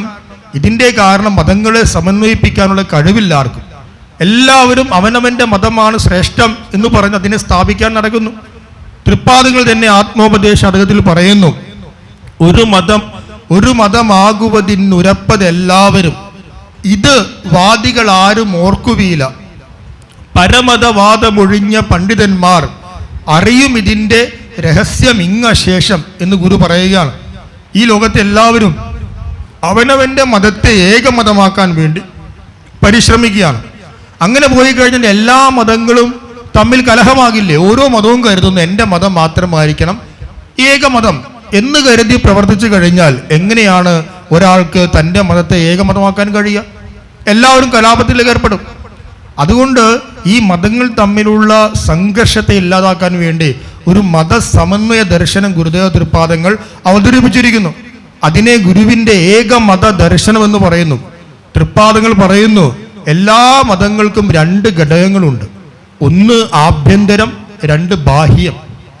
ആഭ്യന്തരം എന്ന് പറഞ്ഞാൽ മതസാരമാണ്, ഫിലോസഫിയാണ്. ബാഹ്യം എന്ന് പറഞ്ഞാൽ റിച്വൽസ് ആണ്, ആചാര അനുഷ്ഠാനങ്ങളാണ്. ആചാര അനുഷ്ഠാനങ്ങളുടെ രീതിയിൽ നമുക്ക് മതങ്ങളെ സമന്വയം ചെയ്യാൻ സാധ്യമല്ല. കാരണം ഹിന്ദുവിൻ്റെ അനുഷ്ഠാനം വേറെയാണ്, ക്രൈസ്തവൻ്റെത് വേറെയാണ്, ഇസ്ലാമിൻ്റെത് വേറെയാണ്. ഒരാൾ രാവിലെ തന്നെ എഴുന്നേറ്റ് അയാൾ ഗണപതി ഹോമം ചെയ്യുന്നു, അത് കഴിഞ്ഞ് നിസ്കരിക്കുന്നു, അത് കഴിഞ്ഞ് കുർബാന ചൊല്ലുന്നു. അത് സാധ്യമല്ല. കാരണം എല്ലാ മതത്തിനും അവരുടെ സ്വതന്ത്രമായ ആചാര അനുഷ്ഠാനങ്ങളുണ്ട്. പിന്നെ എങ്ങനെയാണ് ഈ ആചാര അനുഷ്ഠാനങ്ങളെ നിലനിർത്തിക്കൊണ്ട് മതങ്ങളെ സമന്വയിപ്പിക്കാൻ സാധിക്കുക? അതുകൊണ്ട് തൃപ്പാദകൾ പറയുന്നു, ആഭ്യന്തര ഘടനയെ പരിശോധിച്ചാൽ മതങ്ങളുടെ സാരമേകമാണ്.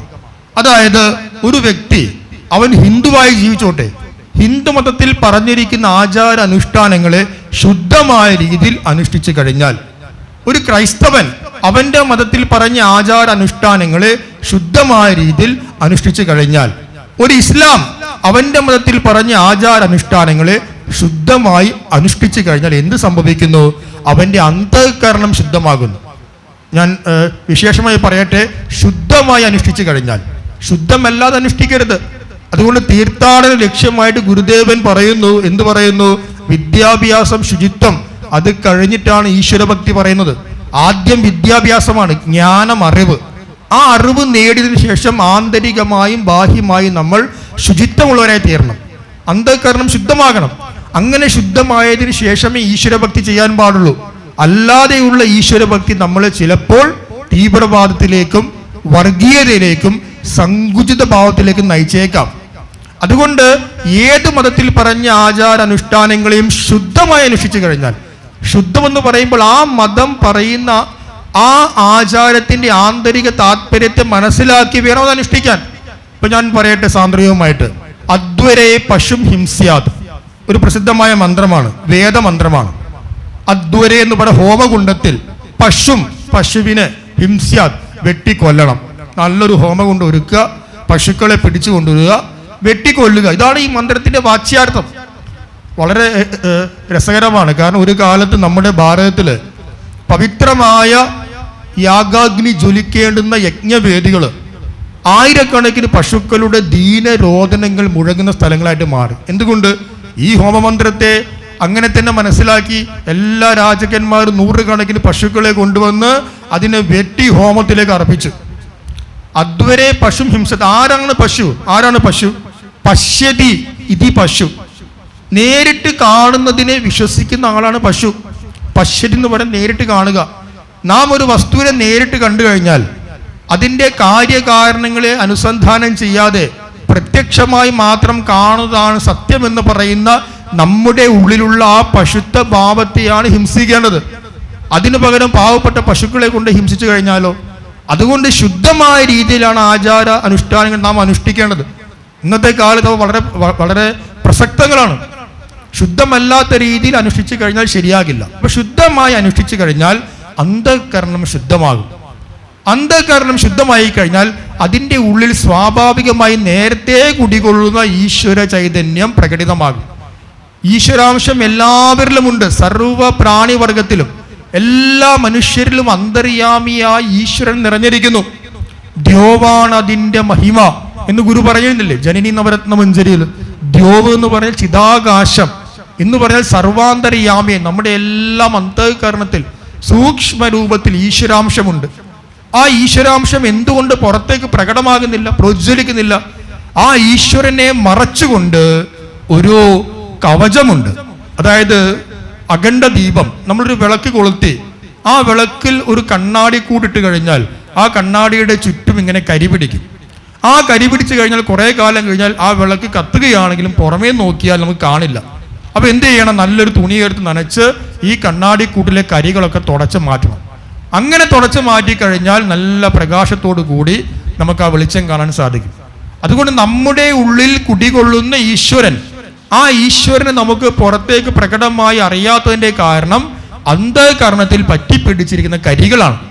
ഈ കരികൾ നല്ല രീതിയിൽ തുടച്ചു മിനുക്കി കഴിഞ്ഞാൽ ഉള്ളിൽ തിളങ്ങുന്ന ആ ഈശ്വര ചൈതന്യത്തെ നമുക്ക് അറിയാൻ കഴിയും, അതിനെ സാക്ഷാത്കരിക്കാൻ കഴിയും.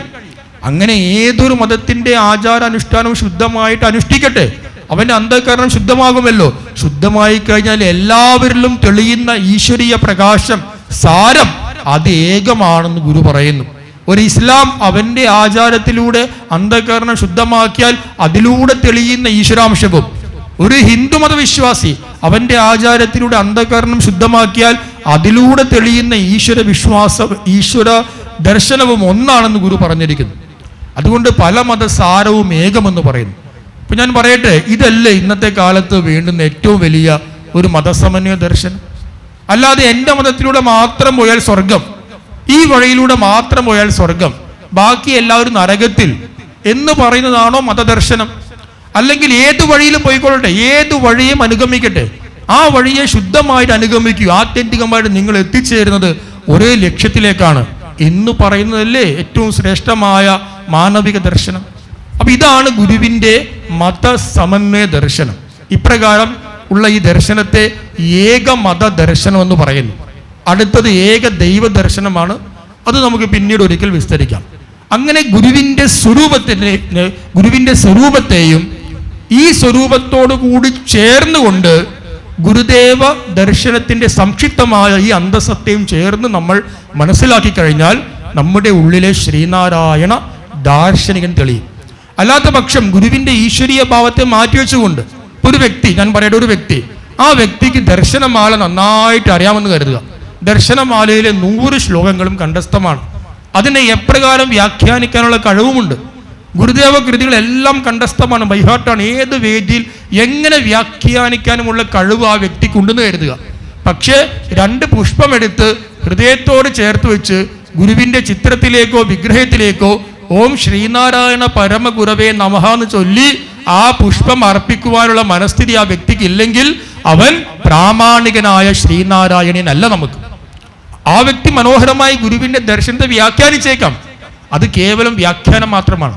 കാരണം ഇന്നത്തെ കാലത്ത് ഞാൻ നേരത്തെ പറഞ്ഞല്ലോ, ഈ ഒരു ദർശനത്തിന്റെ അതിമഹനീയമായൊരു പ്രസക്തി, ആ പ്രസക്തിയെ മനസ്സിലാക്കി എല്ലാവരും തന്നെ ഗുരുദേവ ദർശനത്തിന്റെ പ്രചാരകന്മാരായി തീരുന്നുണ്ട്. അതുകൊണ്ട് എല്ലാ പ്രചാരകന്മാരും നമുക്ക് പ്രാമാണികമാകണമെന്നില്ല. മറിച്ച് ആരാണോ ഗുരുവിനെ ഈശ്വരീയ ഭാവത്തിൽ കാണുന്നത്, ഈശ്വരീയ ഭാവത്തിൽ കണ്ട് ആരാധിക്കുന്നത്, ഗുരു പ്രത്യക്ഷ ദൈവമാണെന്ന് മനസ്സിലാക്കുന്നത്, ചുരുങ്ങിയ പക്ഷം ഒരു പുഷ്പം എടുത്തെങ്കിലും ഗുരുവിന് അർപ്പിക്കാനുള്ള മനോഭാവമുള്ളത്, അവരാണ് നമുക്ക് പ്രാമാണികരായ ശ്രീനാരായണ ധർമ്മ പ്രചാരകന്മാർ എന്നുകൂടി മനസ്സിലാക്കുക. ഇപ്രകാരം സംക്ഷിപ്തമായ രീതിയിൽ ഗുരുസ്വരൂപത്തെയും അതിനോട് ചേർത്ത് ഗുരുദർശനത്തെയും പറഞ്ഞുകൊണ്ട് നമ്മൾ ഈ ലഘു ഭാഷണത്തെ ഉപസംഹരിക്കുകയാണ്. എല്ലാവർക്കും നന്ദി.